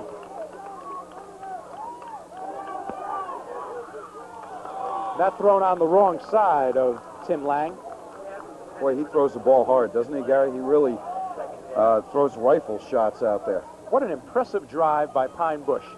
They held Washingtonville on defense when Washingtonville had an excellent opportunity to score after the fumbled punt. The field goal goes awry. They take over at the 20, and they take 8 plays to go 80 yards, and George Coates has been absolutely magnificent so far this afternoon. And we see him develop week by week, and since we've done 3 games in a row, his progress has certainly been one that Coach Marsh Canosa can take pride in. Winter downfield. Rampy intercepts for Pine Bush, and it was a battle over the ball between Rampy and Cologne, and Rampy wrestled it out of the arms of Cologne. And Paul Winter was in the grasp as he was throwing that ball. He couldn't get a lot out of Mike. He threw that all arm as he was being tugged on. He still threw it 45 yards in the air, but it was like a dying quail up there, and Rampy did outfight Cologne for the pass. And it'll be Pine Bush's ball now, 1st and 10 from just over the midfield stripe. Funny how Washingtonville has abandoned that short 8-yard curl in the center of the field, which has been open all afternoon for him. 1st and 10 from the 49 of Washingtonville. Murphy. Down to the, I can't talk. That's all right, keep up with it. Murphy with a misdirection coming off the left tackle what's going on side. in this stands? There's a chant. They're chanting my name. I can't. It's hard to concentrate. Don't chant, send checks. Let me tell you the truth about Sussman. He's broke, so send money. 2nd down and 6. Redoing the house is an expensive venture, especially with his wife's taste. Yeah. Coates. He's got Rampy. And he's got the 1st down, depending on where the spot is. I thought he fell forward for it. I think they're going to be just shy of it, Gary. If he does have it, he has it by the nose of the football. We'll definitely should. Yeah, all right, guys. When in doubt, call in the chains. That's what I like. Under 2 minutes to go. Just a reminder, every weeknight at 6:30, 7:30, and 8:30, depending on which weeknight it is, the Cable 6 Nightly Report with the proverbial big guy, Tracy Baxter, Mary Ann Worley, and yours truly. The sights and sounds that affect your lives. The Cable 6 Nightly Report. I got it. Weeknights on Cable 6. 1st and 10. By the length of the football. Good shot. We got it for you there. 6-yard pass completion. And Rampy has been doing so well, Mike, after he's caught the ball this afternoon. Another good point. He made that 1st down. The play is designed to go to the outside. He saw he had the opening inside, enough possibly to get the 1st down, and took it that way. Heads-up play by Rampy. We have Coach 6 for 10, 88 yards unofficially. Cameron's remedy is take 2 aspirin and run through people. Yeah, he'll feel sick tonight when he goes home. Right now, he doesn't have time for it because there's a football game. How about if you... Okay, we'll take a look at that, guys, if that's what you want me to do. Cameron, the strong man out there. Here you see it. Does he look sick? If he's sick, I want to get well. 2nd down and 3. A minute and counting, period number 3. Coates barking out the signals as Watkins goes in motion. The counterplay to Murphy. Paul Winter and Joe Inamorado as a flag flies on the play. Yeah, that's... I'm going to be interested to see what that is. Looked like it could be a blocking penalty, possibly on Rowe to the outside. But Murphy was looking for trouble when he didn't turn it in. Turned it back around and just ran himself deeper into trouble. Well, he bounced off the initial defender, Mike, and then tried to turn that corner to the outside. They're going to take the penalty, which will bring it back to, unless it's a loss of down penalty, they'll have a 2nd down over again. And I don't know. If you're Frank Green, you're in a tough position right now anyway. You're ready to head into the 4th quarter. It seems to me he's changed his game plan. We got a clip as the call, so that'll make it 2nd down and about 20. In fact, they are back, Mike, at the original line of scrimmage, which is the Here you see it. 49-yard Watch line. Murphy. He couldn't get through there. He didn't turn it in there for some reason. Tried to take it to the outside, and you missed the clip. It was just off our camera shot. 2nd down and 20. Murphy again. Head of steam is Murphy. And Murphy gets back to the original line of scrimmage that this series started from before the penalty. A gain of 10 on the play. That's the same play they ran for the touchdown from the opposite side of the field. This one comes from the right side. They took the touchdown from the left. Here you see Murphy. He sees the opening. That's basically what that is. He gets the ball in the middle of the field, looks for the open hole, and runs it in. Mike, something about the play calling which deserves attention, and we'll talk about it after this play. 3rd down and 10. And now we have an official's timeout. And the official's timeout is because the quarter has ended. 20-13. Pine Bush on top by 7. When we come back the 4th period, you're watching the Cable 6 game of the week.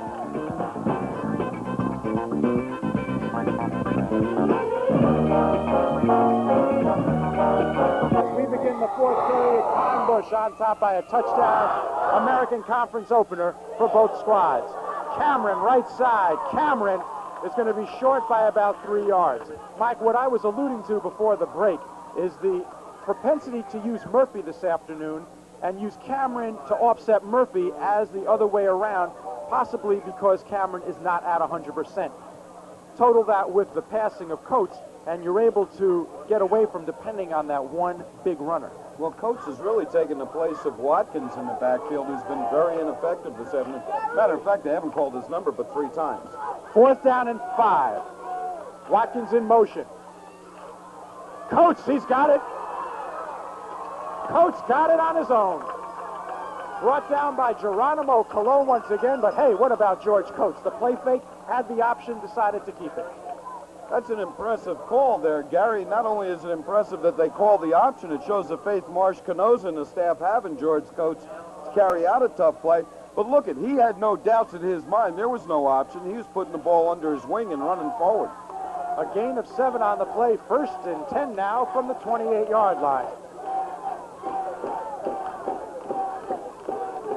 Watkins looking to turn that wide side, turns it upfield. And another flag on the play, this time in the offensive backfield, and they may bring that one back. Good possibility of that, but Watkins finally looks impressive, doesn't he? He cut inside the block out here. Watch this. Here's the block of Smith that he cuts inside of and cuts it upfield for a nice gain. Nice block by Henry Smith, too. That may be what the call's on now. The officials are conferring. The referee is Frank Schultz. He's from Hopewell Junction, and he's the man in the white hat. Not necessarily the good guy to Pine Bush right now. A hold against Pine Bush, and that'll bring it all the way back to the 41. They have to get down to the 18-yard line.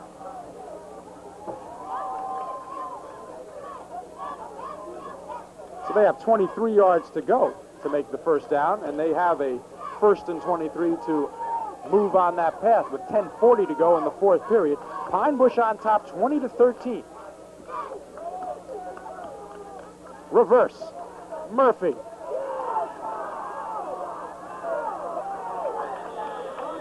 He got away from Joe Inamorato. But got away. By that time, the posse had caught up with him. But he got away from a bunch of guys. He's supposed to lose 3 more yards on that play. He picks up about 4 or 5. That's what he picks up. That's the 2nd time today they've run it, and both times it's been unsuccessful. Here you see the reverse. Coming back, and that's just what Joe did the first time. I'm not going to attempt the last name. 2nd down. 20. Coates. Over the middle, Rampy. Dan Ludke took that hit by the full force of Rampy, and Rampy is down, not Ludke. He's lucky. He made a good play to hold on to the ball. Look at this. Bang, what a shot. And a nice tackle. Clean hit. I've been impressed with Washingtonville all afternoon. Can't hold the button and talk, can you, on these things? All afternoon, they've had good, clean hits. They're a very good-looking football team. Well coached, and there's something. Rampy gets up off the field. and the 11 men together on Washingtonville applauded him, and that's nice to see. Good sportsmanship. I'll tell you, Frank Green's team is pretty proficient out there playing this game. 26-yard line, 3rd down, and call it 7, a long 7. Pine Bush maintaining control, and they lead by 7. Coates has 2 men open, going downtown for Shannon. Knocked away by Lutke once again. What a play. Excellent play in the backfield by Lutke. He stayed right with him. Dan Lutke is the name with number 10 on the back. And stayed right with Shannon all the way to the end zone. A good throw by Coates. If anything, he would have been out of the end zone probably when he caught it. But he tapped it away just to make sure. Now we got a 4th and 7, and you're in the area where you go for it. The Mike Terrell Coaching School will have classes beginning Wednesday, November 24th. You see, once again, though, he's favoring that right side of the line. Let's see if he goes wide to his left. Watkins is in motion. Coates is going to turn it up. He's going to be short. He had the option to go to Watkins. They figured they would go wide. But I'll tell you, Mike, with the way Coates is throwing the ball, I don't know if I would not have gone to the air in that situation with a 4th down. I definitely would have thrown there, Gary, and I probably would have tried to do it to that wide side of the field. But they had the option. It worked before for them. Well, Washingtonville now has the ball 1st and 10, and they got to put a drive on pretty quick because time is not on their side. There is plenty of time left in the 4th period, but they trail by a touchdown and an extra point. And let's point that out because the extra points are not automatic in this contest this afternoon. We've seen a couple of blocks, not only of the extra points, but also of the field goal. Winter brought down in the backfield. Henry Smith is the man that puts the pressure on. He, along with number 67, Kevin Holland, put the pressure on, and Smith made the tackle. And that's a big play. That takes him back in around the 10-yard line. Here you see Winter set up, chased out of the pocket by the 2 of them, and Smith makes the tackle. A loss on the play of around 10. We'll call it 2nd down and 20. And Winter going backwards, not to where he wants to be at this point. And we may get a no flag on that play. Bill McKenzie on the coverage of Matt Leary, both going for the ball, and the pass a little too wide for the outstretched Matt Leary. Let's take a look again, because I thought it was a clean play. I would have been surprised if I saw a flag, and you seem to be of the other opinion. So let's see the throw. Just a little wide. I'll tell you what, the second time around, maybe you could have seen a flag. They were both going for the ball, though. I think that's the legal way to do it. And the official was in good position. Who am I? 3rd and 20. Gary Tuffman.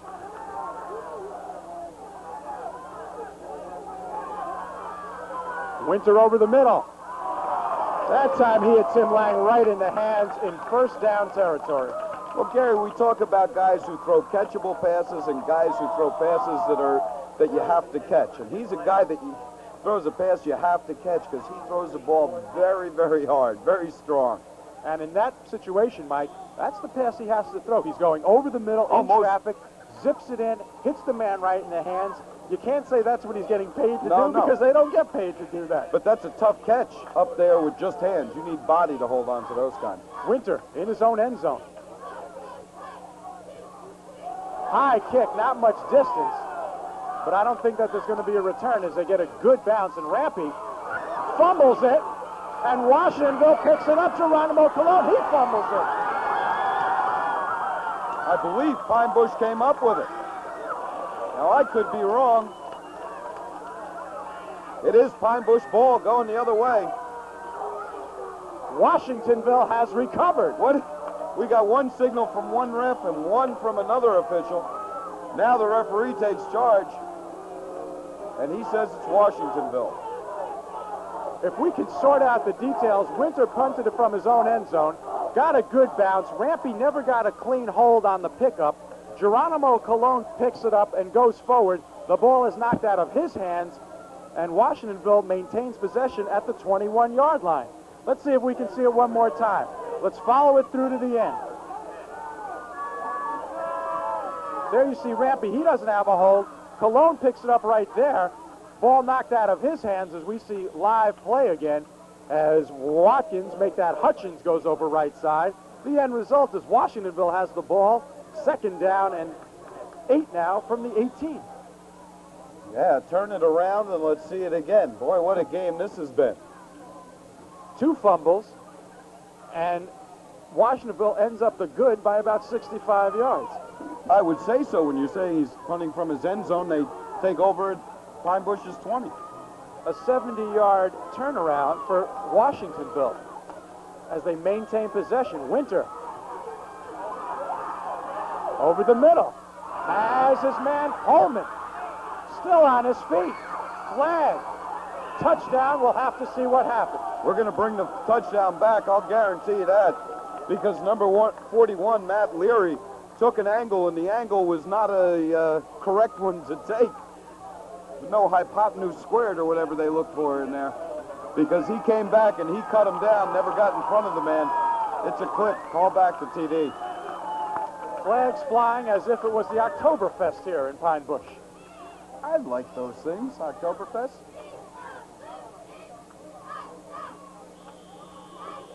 There you see him standing in under great pressure. He gets it away.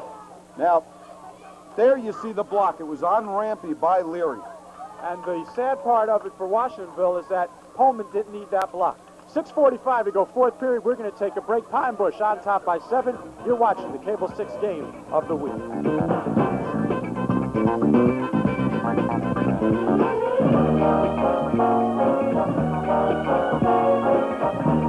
The Mike Terrell fan club has followed us all the way down to Pine Bush. Smart girls. 2nd down from the 21, a 2nd and 10. The 21 was the original line of scrimmage after that bizarre punt, fumble, recovery. Clip, pass reception. But did you notice he went back to the center of the field to throw the ball, which is where they had success earlier. Now the short side of the field is the left side of the field, and Winter has not had that much success, Mike, after that first period when he looked so impressive. No, he hasn't. He's still throwing the ball well. He's had some guys drop some passes on him. He's had a lot more pressure to throw the ball under in the second half. 2nd and 10, 6:45 to go, 4th period. Washingtonville trails by 10 as Hutchins goes in motion.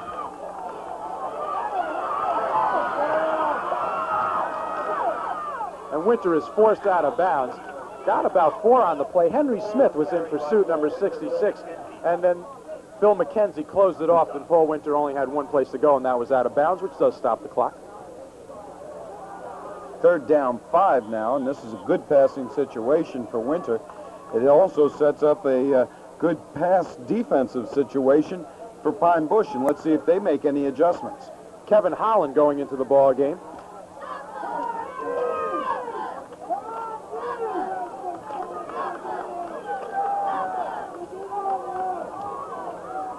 Third down and 5.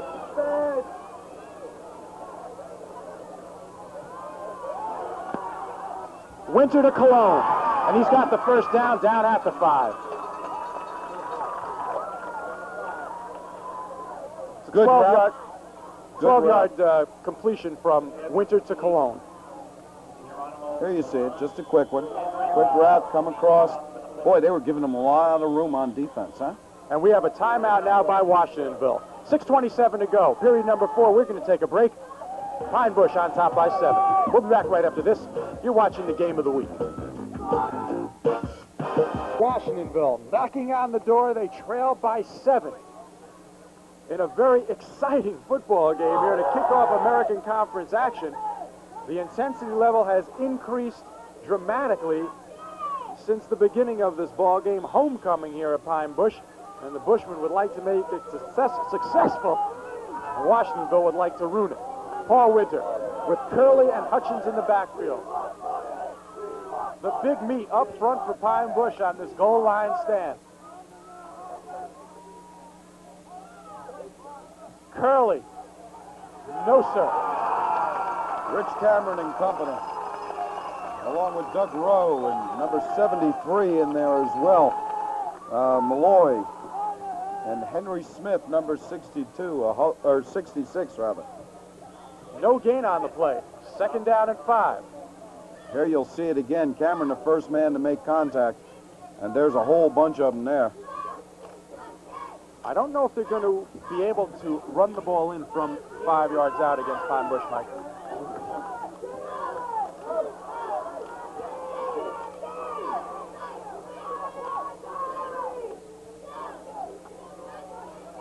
Winter over the middle. The pass intended for Tim Lang hit him right in the shoulder pads, but that's a tough catch to make. Very tough catch to make, and we'll show you why on the replay here, Gary. There you see Winter sets up real quickly, throws it in, but look at, he got taken away from the ball by number 34, Mr. Tony Watkins. And there was a violent collision in the end zone between Lang and Geronimo Colon, who was cutting across from the left side. Third down, goal from the 5.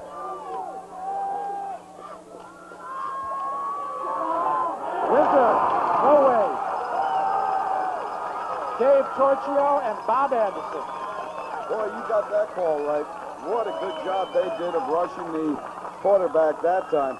I mean, if you want to take the possibility of a completed pass away, you sack the quarterback, and that's what Pine Bush did in this instance. They've really tightened the belt on defense a couple of times this afternoon. Look at Torchio, just beat his man to the inside and had clear sailing at Paul Winter. So we now have a 4th and goal, Mike, from the 15-yard line, and Frank Green is telling his troops, you're going for it this time. No field goal attempt. Double flanker left, Leary and Lang on the left side. Pullman, the tight end, on the right side. Winter.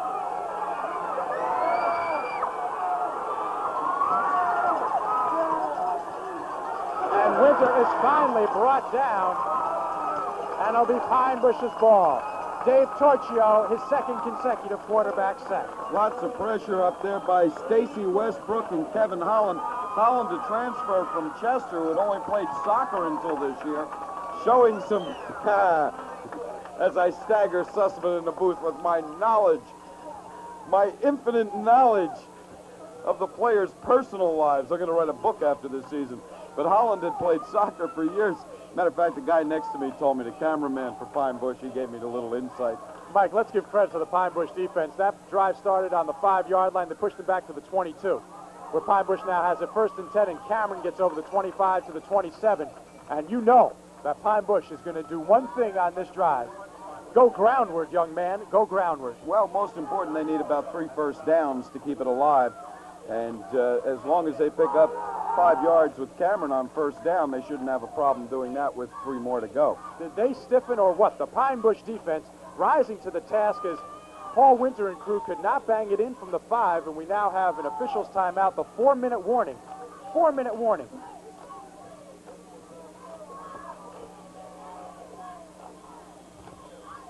In this ball game. 2nd down and 5.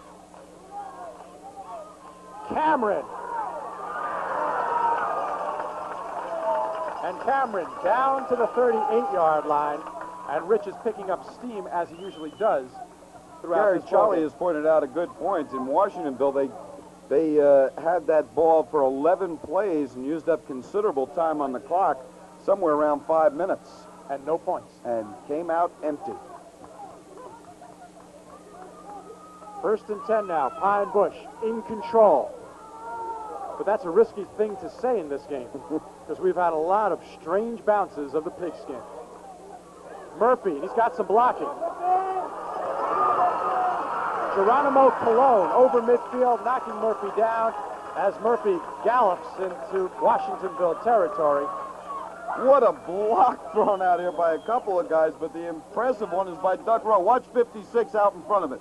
There you get a good shot of him. You know, there you see the end result, the guy on the ground, and a good tackle by Colon on the outside. A 17-yard run by Doug Murphy, and the Pine Bush ground crew sweeping up business right now. And we pointed out early in the game, Mike, I believe it was in the pregame, we'll get to it in a second, as Coates is trying to make something out of nothing here, that with the plethora of two-way performers that Washingtonville has and the type of attack that Pine Bush has, the effects really start to take hold in the fourth period. Yes, indeed they have. Mr. Webster is proud of you for your use of the English language this Saturday. And Frank Green had a tough assignment coming in. He knew it would be that, but he's played with this team all year. There's no reason to try and put in subs now or try and change some guys in a week of practice, so he went with his strength. Unfortunately, they get a little weak this part of the game. Second down and 11. Cameron. And that's going to be a flag as a Washingtonville defender caught Cameron around the head, and you're not allowed to do that. Try to catch the number on the upcoming replay. There you go. Missed the number, 70-something. I think it was Joe Innamorato, number 73. I wouldn't have guessed at that one, but because he lives near you at night. Catch you walking the dog. It's now down to the 34-yard line. 2:15 and counting to go in this ball game. And Pine Bush, who had trailed by 13, Vincent Cassisi, number 70, was the gentleman who was called for the 15-yard penalty. My thanks to the truck. To the boys in the band. The boys in the band and the boys in the truck. Coates on the keeper. That play was made by Pullman. See, you turned Coates around, strung him out on the outside. Under a minute 50 to go, Mike, and our player of the game is right there. That's it. That one gets the player of the game. Ma Bellamy. Our offensive player of the game, George Coates, number 11 from Pine Bush, and our defensive player of the game, number 66, Henry Smith, also from the Bushmen. And they have been outstanding this afternoon for Pine Bush, who rallied from a 13-point deficit. Tony Watkins, boom. And Washingtonville has been tough all ball game long. It was a fumble recovery by Pine Bush in period number 3, and then a 36-yard touchdown run by Doug Murphy, which put Pine Bush on top with some room to spare against Washingtonville after they took the lead with only 6 seconds to go in the first half, Mike, on a 32-yard touchdown pass from George Coates to Bob Anderson. 50 seconds and counting. Pine Bush should just sit down on the ball. Murphy. And he has been strong this afternoon also, has Doug Murphy. Rich Cameron coming into the ball game with a 102 fever, and he has played gutsy all afternoon. 39 seconds to go. We're going to take a break. 20 to 13. Pine Bush on top by 7. You're watching the Cable 6 game of the week. Pine Bush offense huddling around their leader, George Coates, and the Washingtonville defense trying to figure out a way to get the ball back and get back into this ball game with very little time remaining. If you're Pine Bush, Mike, you just got to go down on one knee.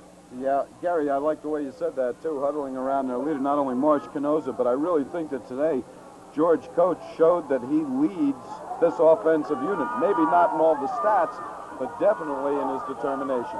4th down and 6. Washingtonville wants one more crack at that ball. Reverse, Murphy.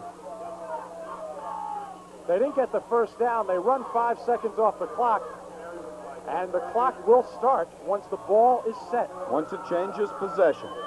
And a hurry-up offense by Paul Winter in Washingtonville, and they will go one place, Mike, and that is downtown. The clock starts. 30 seconds and counting. Fumble on the snap. Just over anxious. They have no timeouts left, apparently. Triple flanker left.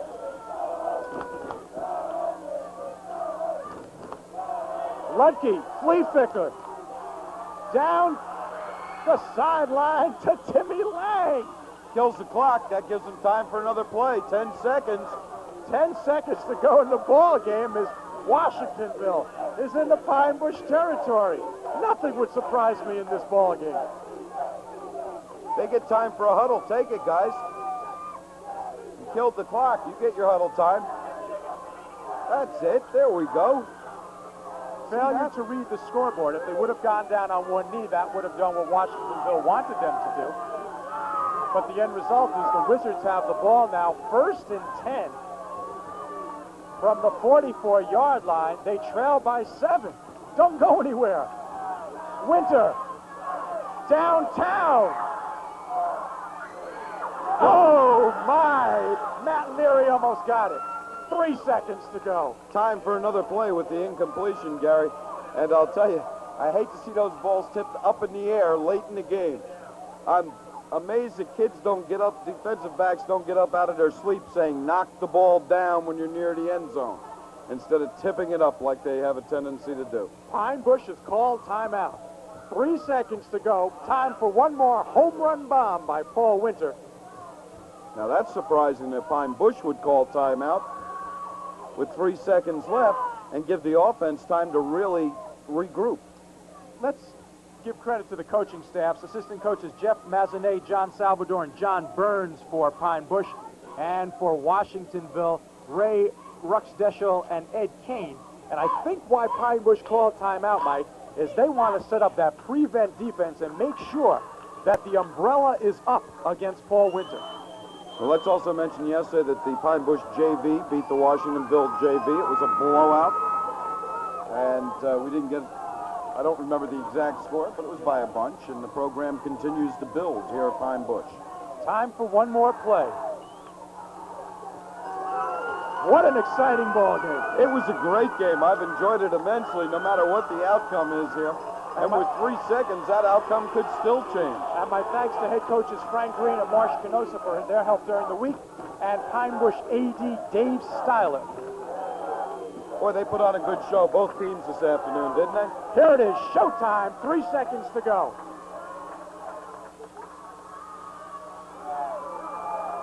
Crank it up and let it fly. Knocked down by Pine Bush, and that's the ball game. The final score, Pine Bush 20, Washingtonville 13, as a happy group of Pine Bush Bushmen celebrate on the field.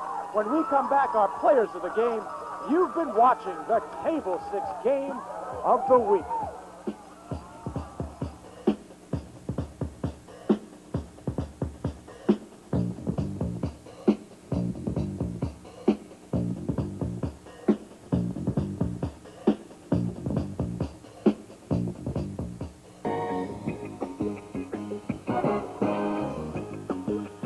And welcome back to Pine Bush High School. A superb football game. Pine Bush outlasting Washingtonville 20-13 to win their American Conference opener. And with me are offensive and defensive players of the game. On my right, quarterback George Coates, and on my left, defensive tackle Henry Smith. First of all, let's talk to George Coates.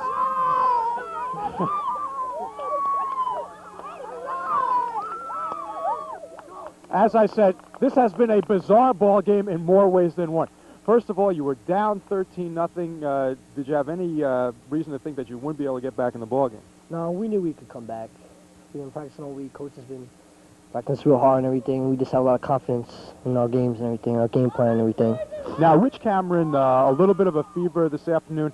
It seemed to us in the booth that you guys didn't have that good intensity for the first quarter and a half.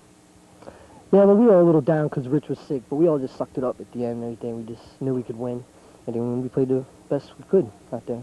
Tell me about how the locker room was at halftime after you came back from that 13-0 defeat, that 13-0 deficit. Well, we all got really psyched up and everything. We knew we couldn't lose it, and then after that, so we just came out and played as well as we did in the second quarter and everything. We just kept the momentum going. Tell me about the touchdown pass. Was that your longest of the year so far? Yeah, that was the longest touchdown pass of the year and everything. I dropped back. I seen him open, so I just lofted it up there. You think you're becoming a factor now in the offense that the other teams are going to have to take notice of? Yeah, I'm becoming a factor. Last week you guys said couldn't throw and everything, but today I was a little more incentive coming out and everything, so I knew I could. Coaches knew I could, and we just kind of threw the ball well today. But when you watched the pregame, we said that you could be a factor in this ball game, so we got to get back on that one. Listen, congratulations, great game. George Coates, our offensive player of the game. Now, Henry Smith. Henry, tremendous ball game. How tough was it to chase Paul Winter out there for Washingtonville? Real tough. He's a little bit faster than me, I noticed that. just a little bit. Now, when you guys played against Menacing Valley and George Colby, you were able to really harass Colby and pressure him. Winter seemed to set up a little bit quicker. Did that present any problems for you? Yeah, it did. By the time we got there, I had blockers. And by the time I got there, he'd just throw it. All right, tell us about this first and goal from the 5 when Washingtonville had the ball in the 4th period. What did you guys tell yourself in the defensive huddle, and what was your plan? Well, we had to suck it up and keep him there. That's mainly it. Did they do anything that you didn't expect this afternoon? Not really. We had it all planned out. And the Pine Bush defense getting its due. Last week you guys didn't play a bad game against Port Jervis, just a couple of big plays by Charlie Wilkerson. Yeah, I can't say much about that one, but kind of muddy. Okay, listen, tremendous game, Henry, and congratulations. Okay, if we can get Marsh Canosa over here for a second. The final score, once again, is 20-13. Pine Bush now 1-0 in the American Conference, 4-1 overall. Washingtonville at 0-1 in the conference and 3-2 overall. And coming over will be Marsh Canosa, the victorious head coach for Pine Bush, as he looks to defend his American Conference title for the 2nd year in a row. Pine Bush had trailed 13-0. With about 5 minutes to go in the 2nd period, they were able to get that lead, go into the locker room at 14-13, and then a 3rd period touchdown, a 32-yard touchdown pass, 37-yard touchdown pass to Bob Anderson from George Coates, and that was the icing on the cake for Pine Bush. We're waiting for Marsh Canosa, who is being detained momentarily, and we will have him. I might have to walk over there. Marsh leading Pine Bush to the OCL American Conference Championship last year. Here he is. This is live TV. Listen, congratulations. 13-0, 2nd period. Seemed that you guys lacked some intensity. Maybe the Cameron sickness was rubbing off on the other players. What did you tell your guys with about 5.5 minutes to go to spark them? We were just tight. They'd worked hard in practice all week long. We were just tight today coming out. Homecoming and the kids with the activities. You know, it was just a tight day to come out. And we just kept, kept on them about getting into the flow, and do what you're supposed to do and take care of itself. And, as it wound down, we began to get into the flow a little bit, and it helped us a little bit. They began to fire up a little bit. Earlier in the week, we spoke, and we talked about George Coates and your passing game and how you thought that he was right on target to developing the way that you wanted him to. This game has to make you feel very proud of that. Well, it'll make us a lot tougher. George showed, I tell you, I give him and Rampy and Anderson and Cameron and Shannon and those guys a lot of credit. We stay after practice for a half an hour just, doing dummy routes and coming down here in the game field and just working, on technique. And that is what spelled the difference as far as our passing game was today. Their extra work. 1st and goal from the 5 for Washingtonville, 4th period, defensive stand, a tremendous defensive stand. You can thank Jeff Masonette, and you can thank John Burns, and you can thank John Salvo and those kids out there because they put it together at the end. I'm very, very pleased. Okay, you start off the American Conference portion of this schedule on a winning note, a very key game. Huh, I guess. Absolutely. You only got 4 games in conference, and you better make them all good or as best you can make them. And it's one at a time from here on out, folks. Okay, listen, the Pine Bush Football Network, we're going to take a break for a few weeks, but we're going to see you back in a couple weeks. Thank you very much, Gary. I appreciate it. Okay, Marsh, thank you. Okay, Marsh Canosa. Now, joining me to my right, and he is on the right side this time because the graphics, as you know, are on the right, is Mike Terrell. And, George Coates said he had no doubt that they were going to come back, and he was right. Boy, I'll tell you, he's the first guy all year who made me look like I didn't know what I was talking about. And I congratulate him because he had a heck of a game last week. I said, he's the main factor. George Coates does this, George Coates does that. Pine Bush has got a good shot to beat Port. He couldn't do it with the weather. It hurt him tremendously. This week he comes out, I said, George Coates, all he's got to do is hand the ball off and let the guys run it. This week he passes the ball like a genius and makes me look like a dummy. It's good to see him come around. He's gone the cycle, and we've watched it in just about 3 weeks. And it's got to be a good feeling to know that now not only do you have a strong backfield with runners, a strong defensive unit, but you have a quarterback who's taken charge and who has become such an intricate part of your offense. So the final score from Pine Bush High School, Pine Bush on top of Washingtonville by the count of 20-13. For Mike Terrell, I'm Gary Sussman. We'll see you next week. You've been watching the Cable 6 Game of the Week.